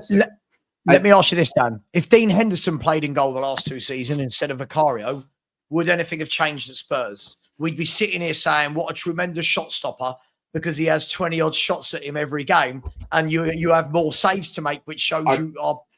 Do you know what I mean? Yeah, I totally get that. That's what I'm saying. But I have seen him get down to shots and save us games where I think there's a majority of goalkeepers that ain't got that capability. Go and give me a choice of about 5 other keepers out there that I think we could get. I'd take the Dortmund keeper over him all long, the Porto keeper I like him all long. Now, what's his name? The Porto one. I'm terrible. Castro. Diogo Costa. Now, we spoke about this before, Savva, and you said you think he might be a bit out of our league, sort of thing, yeah? Whereas if we've got that money on only in terms of price, I reckon. Yeah, not saying Porto are unobtainable, but I get the feeling there'll be a bidding war for him. I could quite easily believe that, but I don't necessarily see any of the big clubs out there that desperate for a goalkeeper and willing to pay that much as such, unless they're willing to get rid of their one. Maybe I've got that totally wrong. It's a pure opinion. But with the money we seem to be willing to do now, just by what we've seen so far, and if all these things are true, we got 300 million pumped in there, whatever that's going to be spent, and that it's all speculation, ifs, buts, and maybes. Levy's not in control anymore. If he is in control, it's not his or Lewis money he's spending, so he really ain't going to give a toss. I think that is a level we can go to that we have more than enough capability again. But it's purely opinionated, and I would say he is a far superior keeper overall in pretty much every which way, maybe apart from getting to the floor, that Vicario is. But Vicario is not one of the main problems that we need to be looking at. That's just my opinion. I think the whole team is going to be more organised, and that's going to affect the likes of Vicario. I think, and one of the things I was talking to Brian about, we were talking about Vicario. One of the things that I noticed is 9 times out of 10, every mistake Vicario makes includes Romero. Every single time I've seen a mistake, it's always Romero. Romero jumping for the same ball as Vicario. And leaving his man at the back post. I think always is a bit much. But it happens. Exactly. 80 or 90% Romero or Son's fault, isn't it, James? Always. Facts. Son, even if we can see the corner, it's Son's fault. No, but it is. I went back and actually looked. When you actually look, 90% of it, it's always him and Vicario coming in involved with each other. You never see like him and Van der Ven. And I think that's because, and I'm not taking any of the blame away from Vicario, because Vicario needs blame for this as well. He needs to command his box and talk. But I do think that Romero is very much a player that's like, no, I'm going to win this ball. Regardless of what goes on around him, whether it's a header or a tackle, I think he gets that rush of blood and he goes, no, don't care what is in my way, I'm winning this ball. And I think even though I think he's a very good player, I think there's a big downside. And I think Frank will coach that out of him if he stays, because we know how many mistakes did you see him and Danso coming together? Look how good Danso is in the end. How many times did you see that mistake? It didn't really happen. So for me, I think there's so many chinks in the armor, which is what we go back to what we said about the fullbacks being the main problem. I just think the whole thing last season was a joke. Yeah. I've got a quick interesting one for you. Just a real quick one. Lloris or Vicario? Oh, you can't say Lloris. You have to. From what he did for over the longevity of time, you have to say Lloris.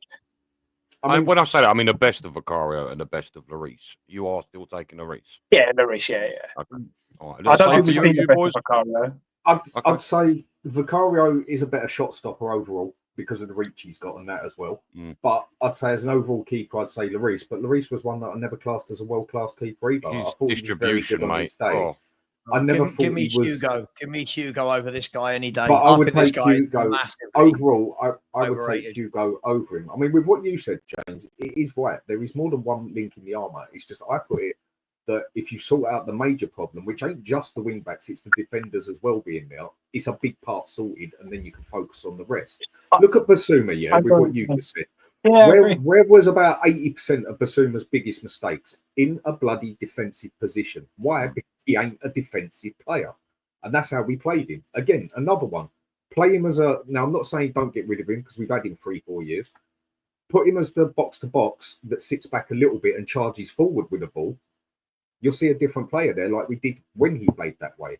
The team looked significantly better when we didn't play inverted wing backs and our defence sat back more and we played more direct ball counter-attacking football. For me, that shows where the biggest problems in either players or things are. But it's not just one thing. Agree. And I think that is why. And there's players that I've slated all season, by the way. And I mean, you guys know, Udogie for me, this season has been one of the worst players I've seen, or worst fullbacks I've seen at Tottenham in a long time. A long, long time. Made mistake after mistake after mistake. Got away with it because he was a bit fast and tracked back. The amount of times he gave it the ball weight that led to goal was unreal. But one of the most exciting things for me, and the reason I'm looking forward to this season, is because I think Frank will say, you know what, I'm going to take the stress off you for that. You go and play how you want to play. Express yourself a little bit. And I think Udogie will be making the mistakes, but I think he'll be making them in the final third, and there's going to be 5 players behind him to cover him. Or same with Porro. I think you've got to be absolutely deluded to think that Porro hasn't got a bit of a wand of a right foot. The guy can put the ball wherever he wants, in my opinion, when it comes to crossing, passing, finishing. I think he's got a good long shot. So I think for me, and I really hope Frank says, you know what, we're going to get 2 8s or 1 6, whatever you want to do, drop them a bit and allow the fullbacks to go forward. And by doing that, I think that of course, like we're going back to the fullback thing, they are a big problem. But I just think naturally, when we play players in the correct position, you're going to see everybody better. Right, Everybody so James, better. And that's what I'm really looking forward to. Play them as overlapping wing-backs instead of inverted wing-backs, yeah? Do you think you see a massive change or just a little bit? Yeah, of course you see a change. Yeah, of course. Right, simple problem solved. Yeah, that one of many, though. That's what I was making. Exactly. It was one of that. No, I agreed with what you were saying, but it's just literally that simple that if he actually played them overlapping, you'd see significantly better and less screw-ups. Some of his problems that he needs to see, I don't think are that hard. Others, it's a massive problem. Thing is, he has. Listen, I do want to wrap up the show now, but he has also got to turn 2 wing backs into fullbacks. It's something that Ange never did. True. And you've got to remember, this is the difficulty. He's got both fullbacks that don't want to defend. Both fullbacks are naturally, they want to go that way. So I think it's a big move for him. For all we know, he might come in and love Jed Spence. Do you know what I mean? For all we know, he might want to come in and buy Anthony Robinson. We'll see. But listen, guys. Mate, listen, if you said to me right now, Robinson or Udogie, give me Robinson. He's ready-made. He is a fullback. He gets loads of assists. He's great. And see, that's what I want. But hey, look, I am going to leave it there, guys. Thank you very much. It's been a very lively show. We've had a lot of people in throughout. Thank you to everyone in the chat. Before you go, and we are only 10 away from 19.4K now, which is crazy. So we only went past 19K 3 days ago. So if you haven't, please subscribe. I'll be back at 6 p.m. by the way for Savva and Perchie, the What Are We Doing Here podcast, which normally descends into utter chaos as always. Big up to James. Big up to start that way. Big up to Ben. If you'll follow him on X at Top Doc. Please follow Hotspur Hood on YouTube, and James, just follow him on some of the YouTube channels somewhere. Yeah. Or I don't want to be known. I like to live in the dark. Or if you need a bathroom fitted, just give him a call. It's all sorted. Guys, girls, I will see you later on, 6 p.m. I'm going to send you over to Saeed's channel now. They're having a great debate over there. When you get there, please just type in Savva Raid. Thank you very much. Much love. And as always, come on, you Spurs.